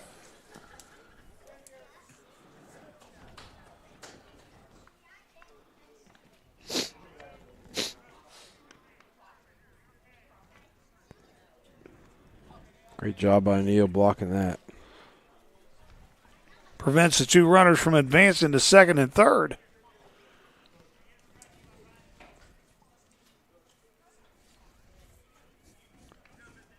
As Bryant's heading to count, 2 balls and 1 strike. Swing and a miss, strike 2. Bryant did the Flying Eagles a favor there. I think that would have been called a ball.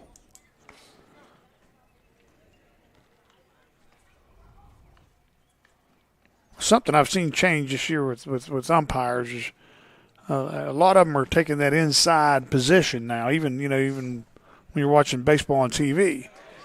And that position is, Carvelli gets a critical strike 3 there. That position changes the outside strike call. And I don't want to say they're guessing at it, but I'm saying they're a little more lenient on that outside pitch because it's more difficult to see than the officials that used to just sit right behind the top of the head of the catcher. Then, it's one or half a dozen another. You can see the plate, but you're guessing on the low pitch at that point in time as well. That's a good call. So critical strikeout right there for Carvelli, and that's going to bring up Jaden Westfall. Westfall scored the go-ahead run for Buckhannon. Singled his last at bat. Swinging a foul tip there, and that'll even the count on Westfall 1-1.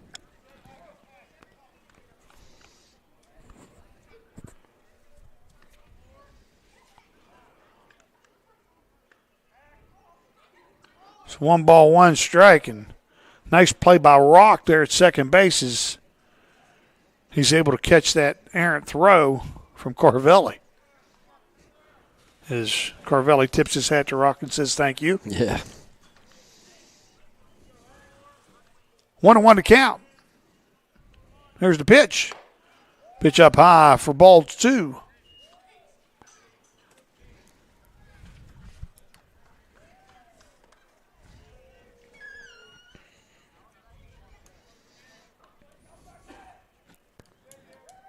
Coach, this is beach weather. That pitch is outside for ball 3.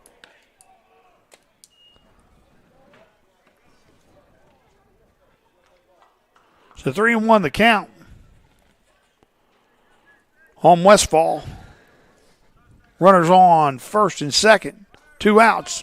Courtesy runner takes off. And that pitch is right down the middle for strike 2 on a delayed steal. The runner from first advances to second now. Buckhannon has runners on second and third, but a 3-2 count and 2 outs. Number 8 hitter up. Here comes the payoff pitch. That pitch is outside for ball 4. That'll load the bases for the number 9 hitter, the second baseman, Tucker Burr. Those stolen bases ultimately don't hurt the Flying Eagles, but still in a precarious situation here with bases loaded, 2 outs. Hit here could just bust this thing open, so.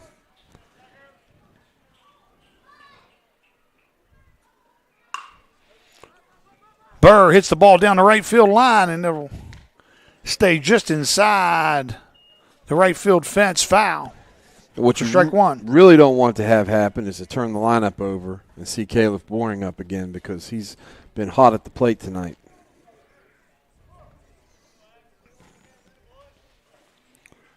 Oh, 1 to count on Burr. And that off-speed pitch just misses outside for 1-1. And again, I think it's another case of what you're talking about where the ump sets up. That pitch was close. And fastball, foul back. Carvelli ahead in the count, 1-2. Critical point in the game here, Coach. 1-2. 2 outs, bases loaded, 3-1 ball game. Top of the 5th inning. Here's the pitch. Swing and a miss. Great for job. strike 3 by Carvelli. And the Flying Eagles get out of that jam, but not before. Buckhannon scores a 1 run on 1 hit, 3 runners left on base. At the end of 4.5 innings, Buckhannon 3, RCB 1, RCBSN Baseball. The Flying Eagle Network.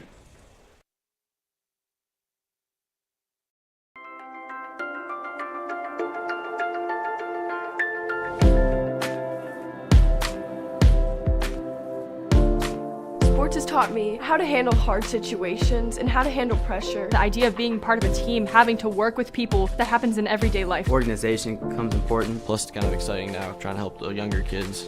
My reason why is competition. My reason why is passion. My reason why is for my school and for my team.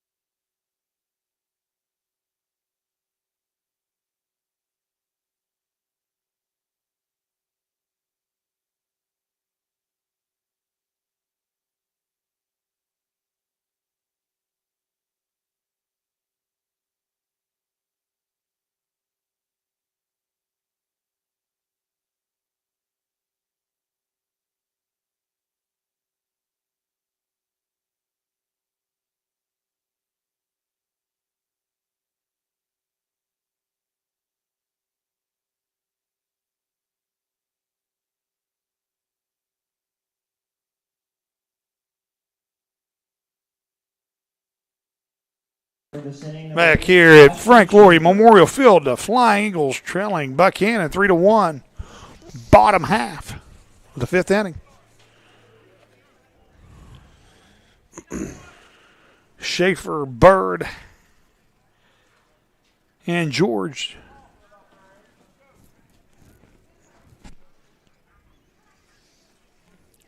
Up here at the bottom half of the fifth inning.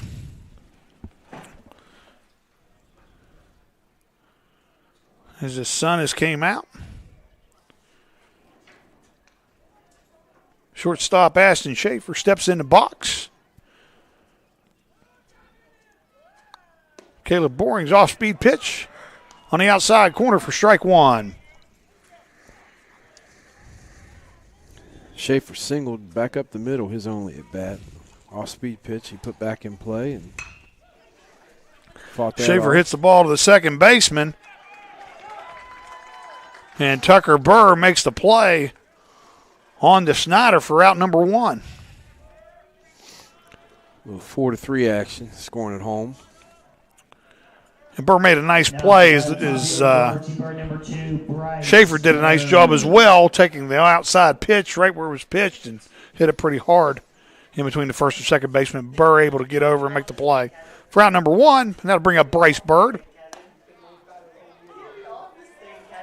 And that pitch is down the middle for strike one. Senior night, see if our seniors can make a little bit of a run here late in this ball game. That last pitch for a strike was Bryce's height working against him. 1-1 to count on Bird. Caleb Boring with the pitch. That pitch is low and away for ball two. And the Flying Eagles need base runners. Base runners will be their friend. 2-1's the count.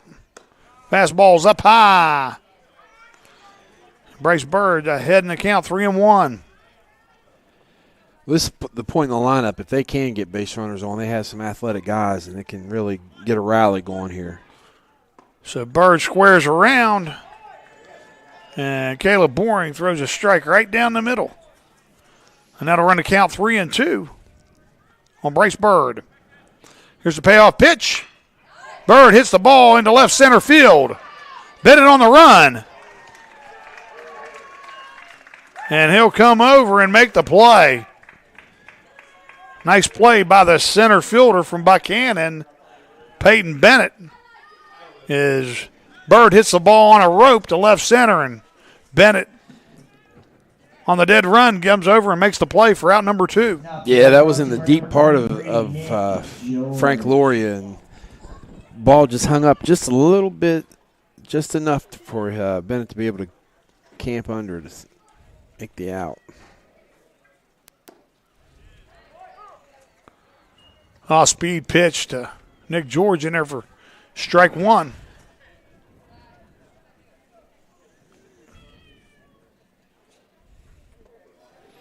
Pitch is blown away, and that'll even count 1-1 on George.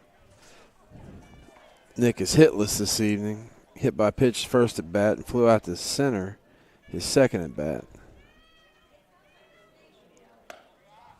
Pitch is up for ball two.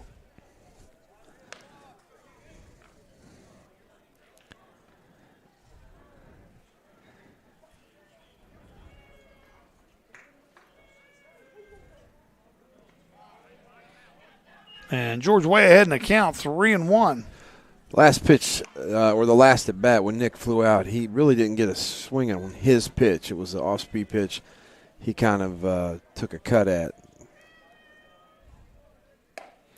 Pitch is up high for ball four. So Flying Eagles desperately need base runners, and base runner they get as Nick George takes a walk on 5 pitches. That's going to bring up the third baseman, Braden Thomason. That was an intentional walk. But a 3-1 lead, you can do that.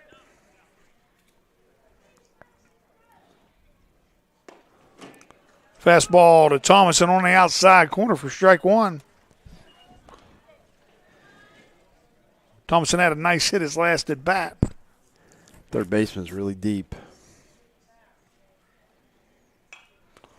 Curveball fouled away for strike two. So Caleb Boring way ahead in the count against Thomason. Thomason will choke up and short the swing.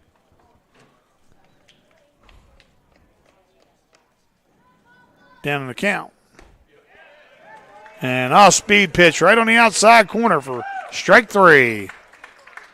And that'll end the inning as the Flying Eagles score no runs on no hits, one runner left on base at the end of 5 complete innings. Buckhannon 3, Robert C. Byrd 1. RCBSN. Baseball. The Flying Eagle Network.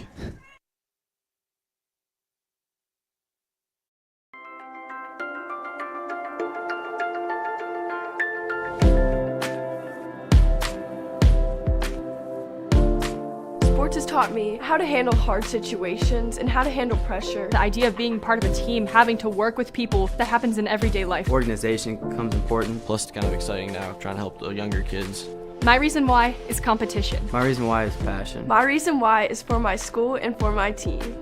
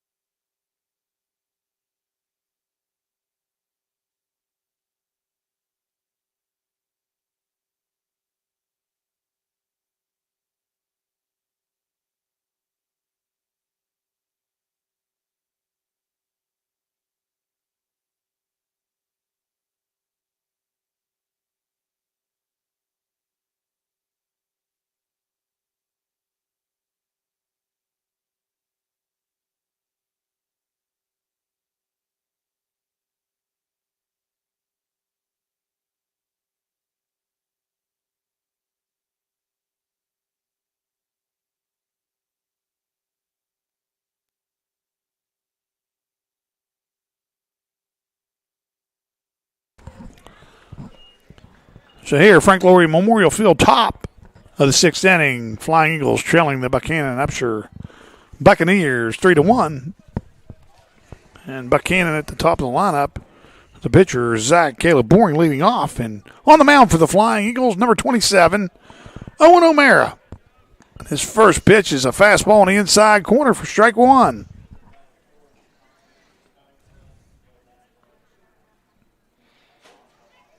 O'Mara gets a sign from O'Neill. Speed pitch right there for strike two. Good looking pitch. I'd waste one here and see if you can get Caleb Boring to chase something. 0-2's the count on the leadoff hitter. Fastball blown away for ball one. Yeah, but that was a nice location. Nice location. Wouldn't mind seeing that again. 1 ball, 2 strikes. O'Mara with a pitch. Swing and a miss and strike three. Great job. Now batting 2 with 1 out. Number 1, Peyton Bennett. It's going to bring up number 1, the center fielder, Peyton Bennett. Bennett's played a really nice center field. He did have a little hiccup early in the game, but he's made some nice catches since. Fastball on the inside corner for strike one. Yeah, nice catches in the gaps, too. Could have been extra base hits that he's played well and cut them off. Fastball blown away, and that'll run the count 1-1 on Peyton Bennett. And O'Mara works at a quick pace. She'll get the sign from O'Neill. Here's the 1-1 pitch. Just low and away for ball 2. O'Mara's a freshman, I believe. Is that right? Yes, he's a freshman. He's got a lot of opportunity to get on the mound this season. Off-speed pitch, swing and a miss. So nice off-speed pitch in a situation that 2-1, you're behind the count, and throws that pitch for a strike and a swing and a miss. 2-2 is the count. Now you're guessing if you're Bennett in the box. Pitch is hit right back up the middle. Rock knocks it down. Schaefer picks it up. Bennett will advance on the infield hit. Nice clean base hit by Bennett. Back for Buckhannon-Upshur, number 9, Landon Marple.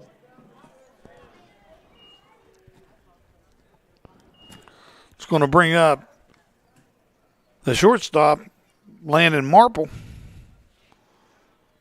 Big lead at first base by Bennett.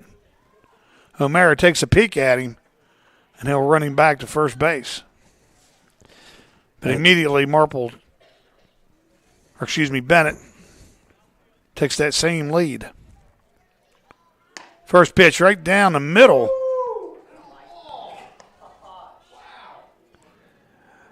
I think the ump would disagree with you on that right down the middle. Well, I think what I think occurred is the sun's around for the first time. That's true. And I think the sun may have little shadow action. Yeah, that may have got caught in the shadow sun action there and created some confusion. 1-0 is the count. Pitch is in there for strike 1, and that'll even the count 1-1 as Bennett's still second base.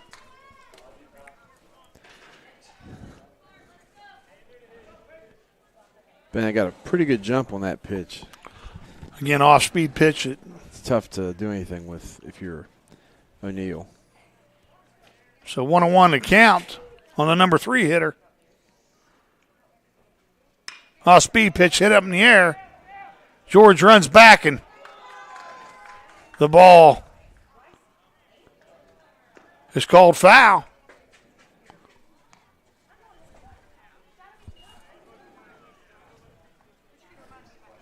It looked fair, but we're the only ones staring around in disbelief, so evidently it was foul. So Flying Eagles catch a break. 1 ball, 2 strikes. On Marple. Runner on second base. And that off-speed pitch is blown away, and that'll even the count 2-2.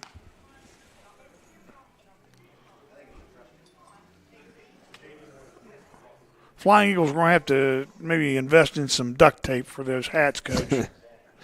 They do tend to fall off. So Mara feints Bennett back to second base.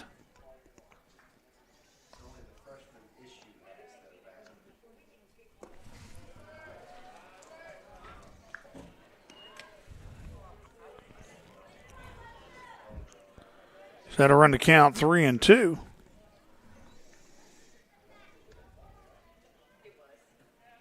Here's the payoff pitch from O'Mara.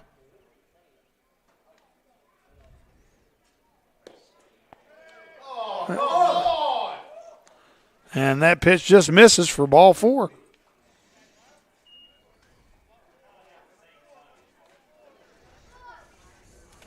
So O'Mara, not the beneficiary of a couple pitches during that at bat. And that'll put runners on first and second. Yeah, the ump saw it different.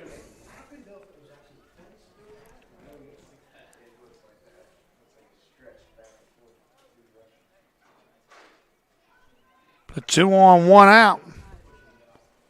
O'Mara's pitch.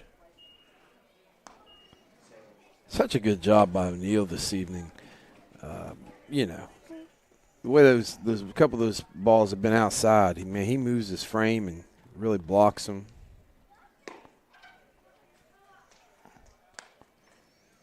Pitch is 2-0. It's low and away. On the cleanup hitter, Ian Donnan.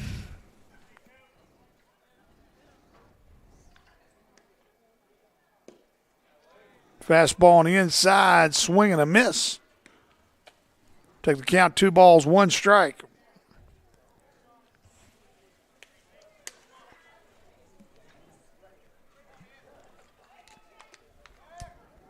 Uh-oh. Now Mara throws the ball into center field, and both runners will advance on the throwing error. It's, that created a situation as well, Coach. You got runners now at second and third, 1 out. You got the cleanup hitter in the box. What the Flying Eagles do in this situation.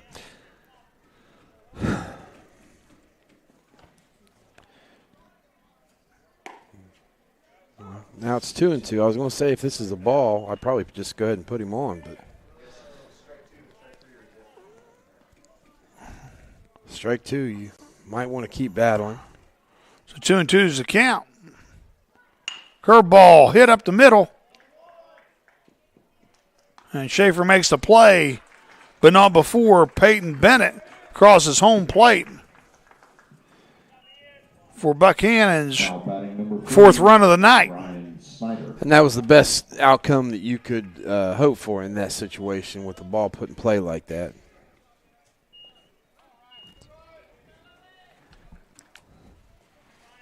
Snyder with a base hit his last at bat. First pitch swinging, the ball hit out of play for strike 1.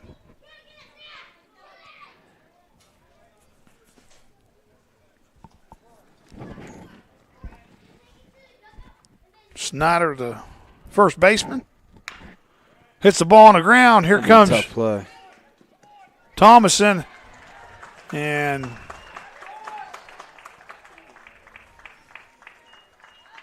Snyder will get an RBI single with the infield hit. And that'll increase Buckhannon's lead to 5-1. Brings up the third baseman, Clint Kreitz.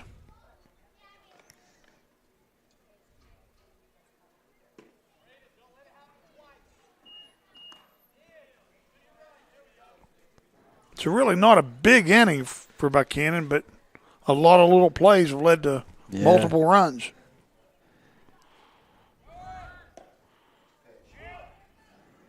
That misplay on the pickoff move really put runners in a bad situation for the Flying Eagles. Snyder still second base, and he's got a huge lead at second now.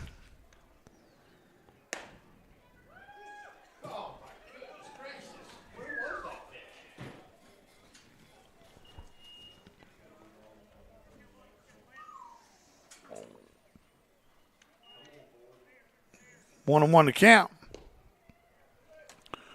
Ball's in the dirt. Take the count 2-1 on Kreitz.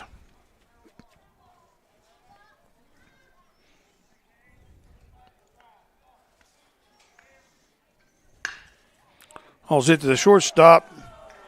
It's bobbled. Throw on to George, and Kreitz will advance to first on the air, and now the Buckhannon has runners on first and third and 2 outs. That's going to bring up Bryant. Well, what made that play tough for Schaefer is that runner timed it, that he was crossing over right in front of Schaefer, right when the ball got there, which is fine as long as the ball doesn't hit him. And it just made a tough play for Schaefer. Absolutely, and like a player in hockey in front of the goalie, it's just it makes it a tough play. And it's a smart play. If you're a runner and you can do that, it's absolutely a smart play. So 1-0 the count, and Brian will take ball 2.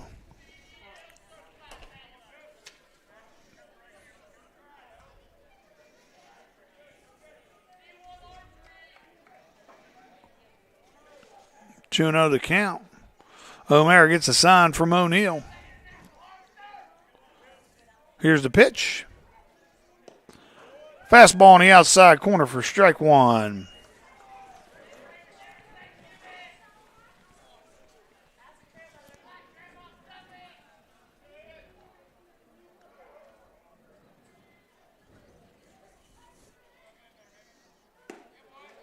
And another fastball from O'Mara.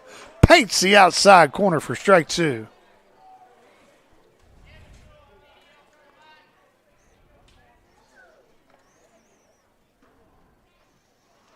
Two and two.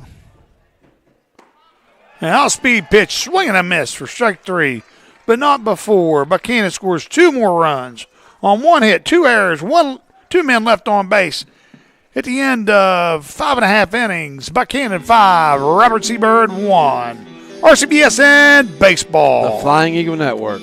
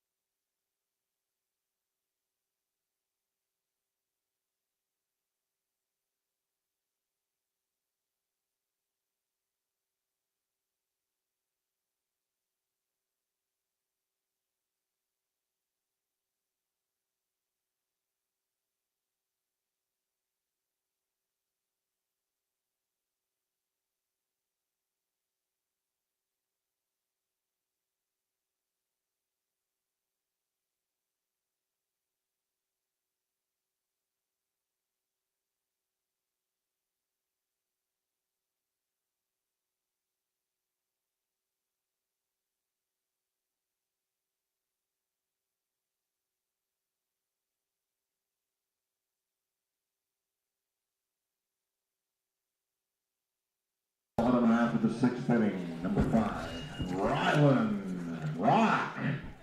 Flying Eagles here trailing Buckhannon 5-1.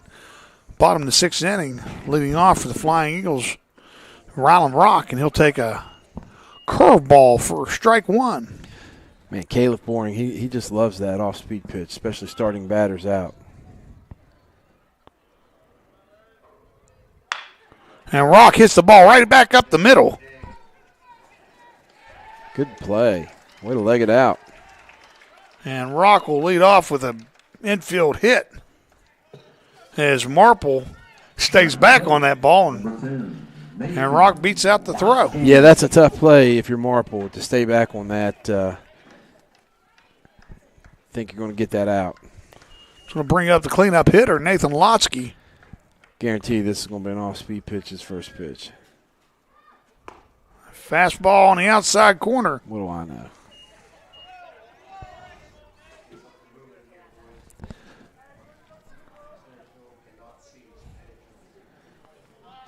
Look at those shadows cast over the field. And that's a hard hit ball down the left field line.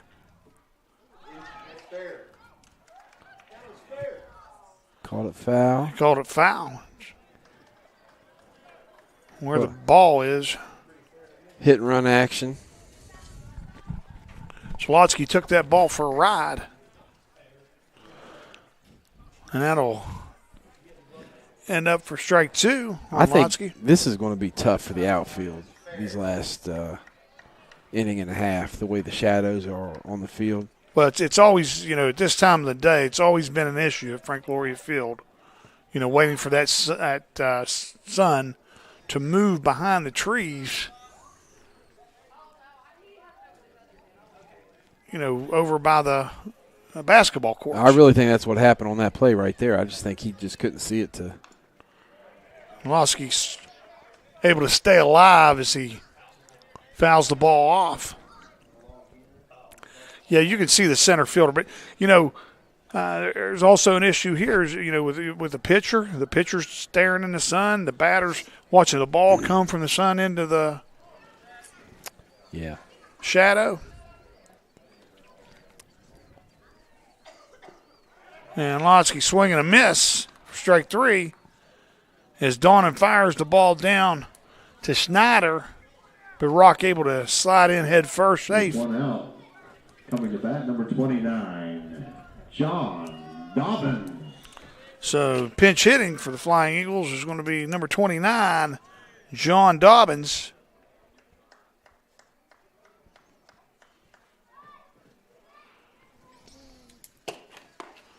He'll take an off-speed pitch right on the outside corner for strike 1. Caleb Boring's changed it up a little bit. He's been relying on his fastball as a first pitch strike.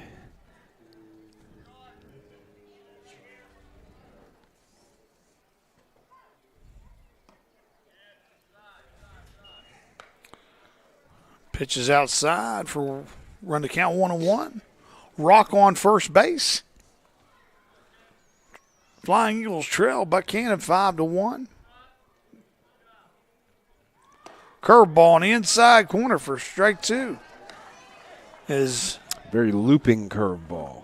Dobbins bells to get out of the way, and that ball just kept on coming. 1-2's the count. Fastball up and away for ball 2. That'll even count on Dobbins. Well, if you're the Flying Eagles, you don't want to run yourself out of this inning. You want to see if you can stack a few guys on base here. High-speed pitch, swing and a miss, and that'll be strike 3.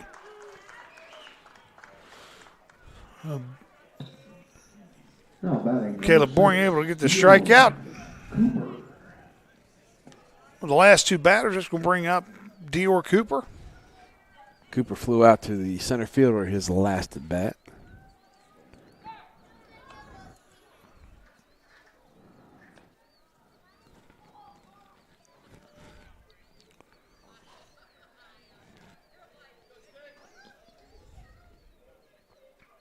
Curveball. And for strike 1. Caleb Boring seemingly in control and just cruising.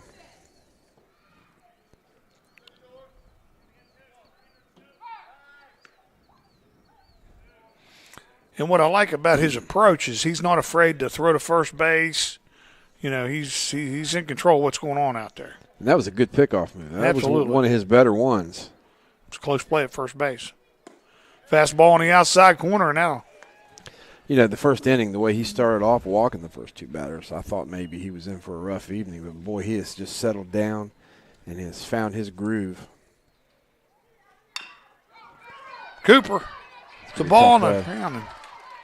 Cooper's going to be able to get an infield hit, and that's going to put runners on first and second. Flying Eagles trying to make a little noise here as Owen O'Mara is going to come to bat and try to give him an opportunity to help himself.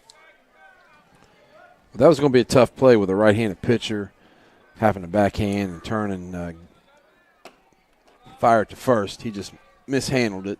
Well, and that's why I think it's an infield hit, Coach, because that's I agree. A difficult play. Yeah. You got to make a move quick. A split-second move to make that play. Everything's got to be perfect for him to be able to get him in that situation with the way that ball was hit. So Flying Eagles runners on first and second, 2 outs. And fastball on the inside corner to O'Mara, and that'll even count on O'Mara 1-1.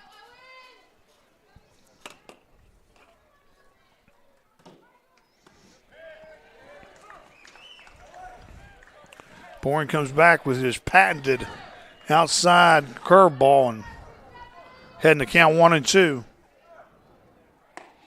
And swing and a miss by O'Mara for out number 3. As the Flying Eagles get no runs on 2 hits, 2 runners left on base, and at the end of 6 complete innings, Buckhannon 5, Robert C. Byrd 1. RCBSN Baseball. The Flying Eagle Network.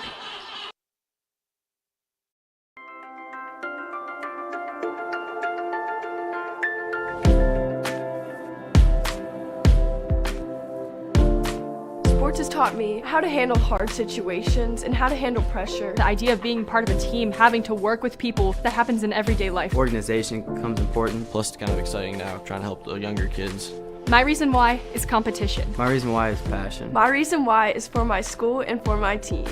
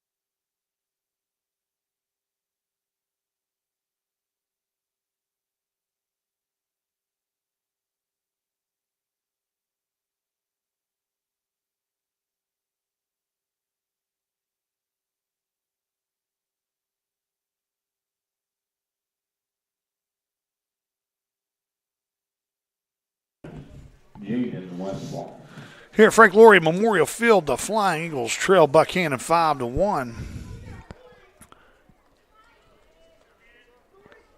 Leading off for Buckhannon is the left fielder, Jaden Westfall.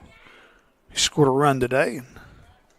On the mound for the Flying Eagles is Owen O'Mara. O'Mara's first pitch is high for ball one.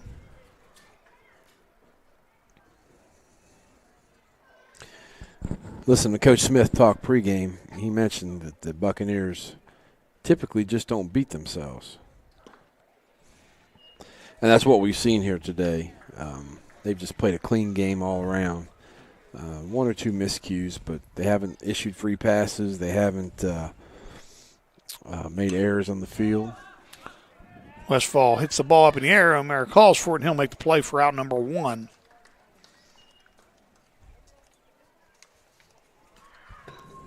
One out at the plate, number 6. It's going to bring up the second baseman, number 6, Tucker Burr.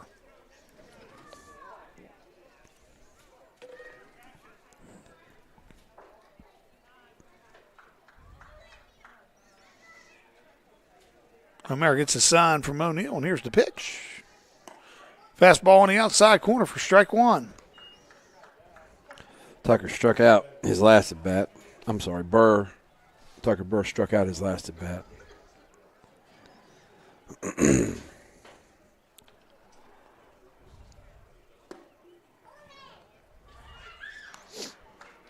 Just got a warm, fuzzy feeling out here at Frank Loria Memorial Field. The sights and sounds of baseball bring up a lot of memories over the years, and it's been a competitive game as O'Mara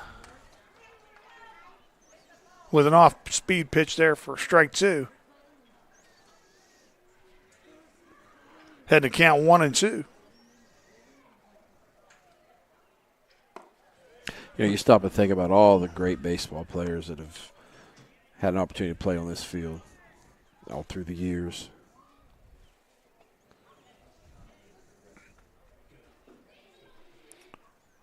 Swing and a miss for Burr, and that's 2 outs for the Flying Eagles. It's going to bring up the leadoff hitter, Zach Caleb Boring, the pitcher. 2 outs. Now back at the top of the order, number 3, Zach Caleb Boring. Boring's 2 for 4 so far. First single and a triple. Off-speed pitch right down the middle for strike one.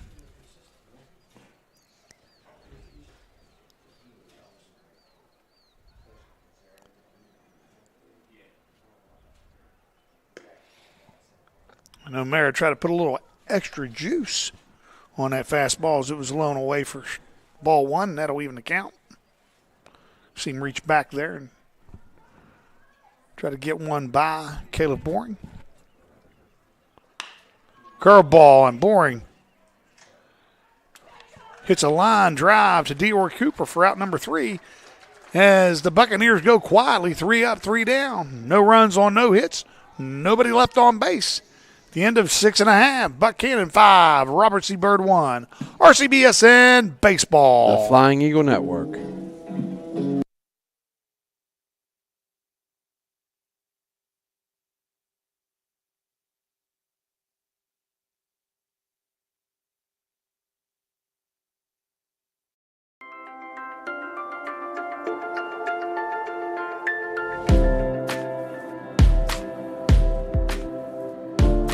Sports has taught me how to handle hard situations and how to handle pressure. The idea of being part of a team, having to work with people, that happens in everyday life. Organization becomes important, plus it's kind of exciting now, trying to help the younger kids. My reason why is competition. My reason why is passion. My reason why is for my school and for my team.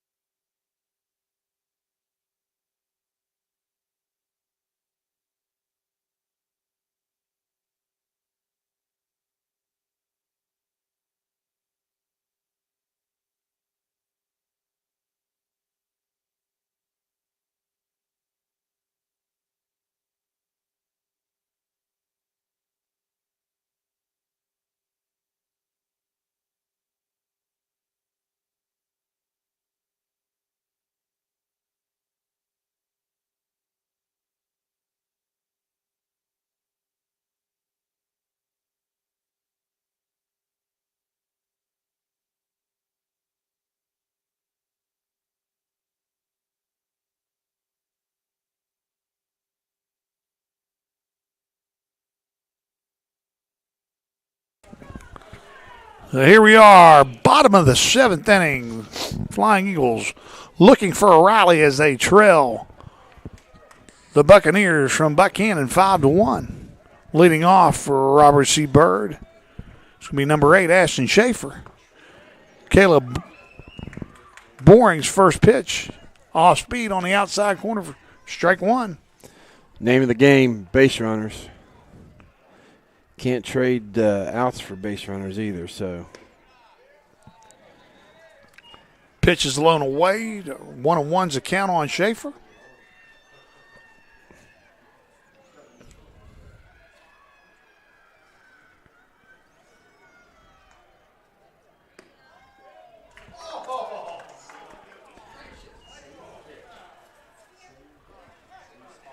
Curveball on the outside corner for strike 2. That's a dinner must be on the table call. And Schaefer dives across home plate trying to make contact with that pitch after the previous call? After the previous pitch. Tells me the kid's learning. As he creeps up on the plate. If I'm Caleb Boring, I'm coming back inside here with a fastball. 1-2's the count. And he'll overthrow a fastball in the dirt. The old 60-footer back to the backstop. Patrick Wall couldn't have stayed in front of that pitch. 7th inning and you still got it, Coach.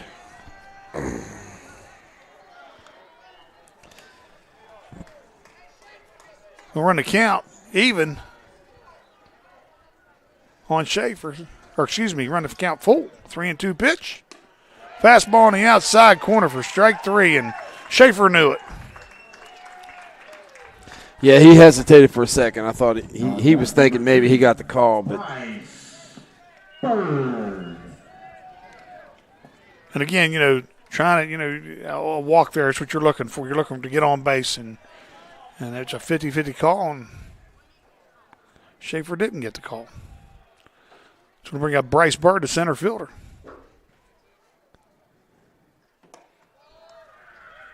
Pitches up high for ball 1.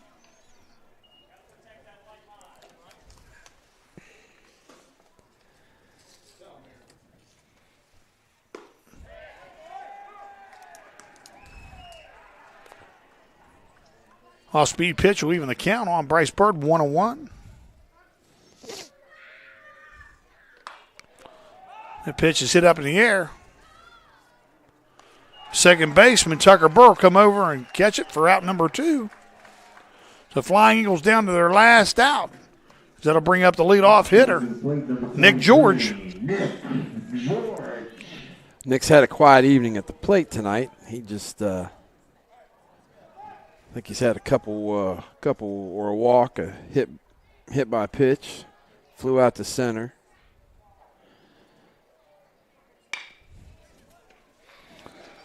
George hits the off-speed pitch to the third baseman. Clint Kreitz on to Ryan Snyder for the final out of the game as Buckhannon defeats the Flying Eagles 5-1. Final score of the varsity game. Coach, 5, Robert Seabird 1. Really, two teams, haven't played very much baseball in the last week, and it was a pretty clean game for the most part. Yeah, I'll be honest with you. I expected worse, but I thought they really did play a clean game, and I think Buccaneers played a little cleaner, and that showed up on the scoreboard in terms of the walks and the miscues on the field. So, tip your cap to the Buccaneers. They played a nice game. Absolutely. They were aggressive on the base pads early on and put the pressure on the Flying Eagles early on. And the Flying Eagles, I thought, did a really good job. It was a really close game the whole game. It was never out of reach. And it could have gotten. There were a couple points where they could have busted it wide open. And with a young team, especially a couple young pitchers out there, you heard Coach Smith imploring, keep battling, don't give up, and they did, and they got out of some tough jams, and 5-1 isn't really close, but it could have gotten worse, and they battled. Absolutely. So the Flying Eagles will be back in action, or will be back on the air next Tuesday as sectional play will start, and the Flying Eagles will host Lincoln at RCB on Tuesday. So looking forward to that. So for Ryan Lance, I'm Basil Lucas. This is Robert Seabird Baseball. Everybody have a great evening.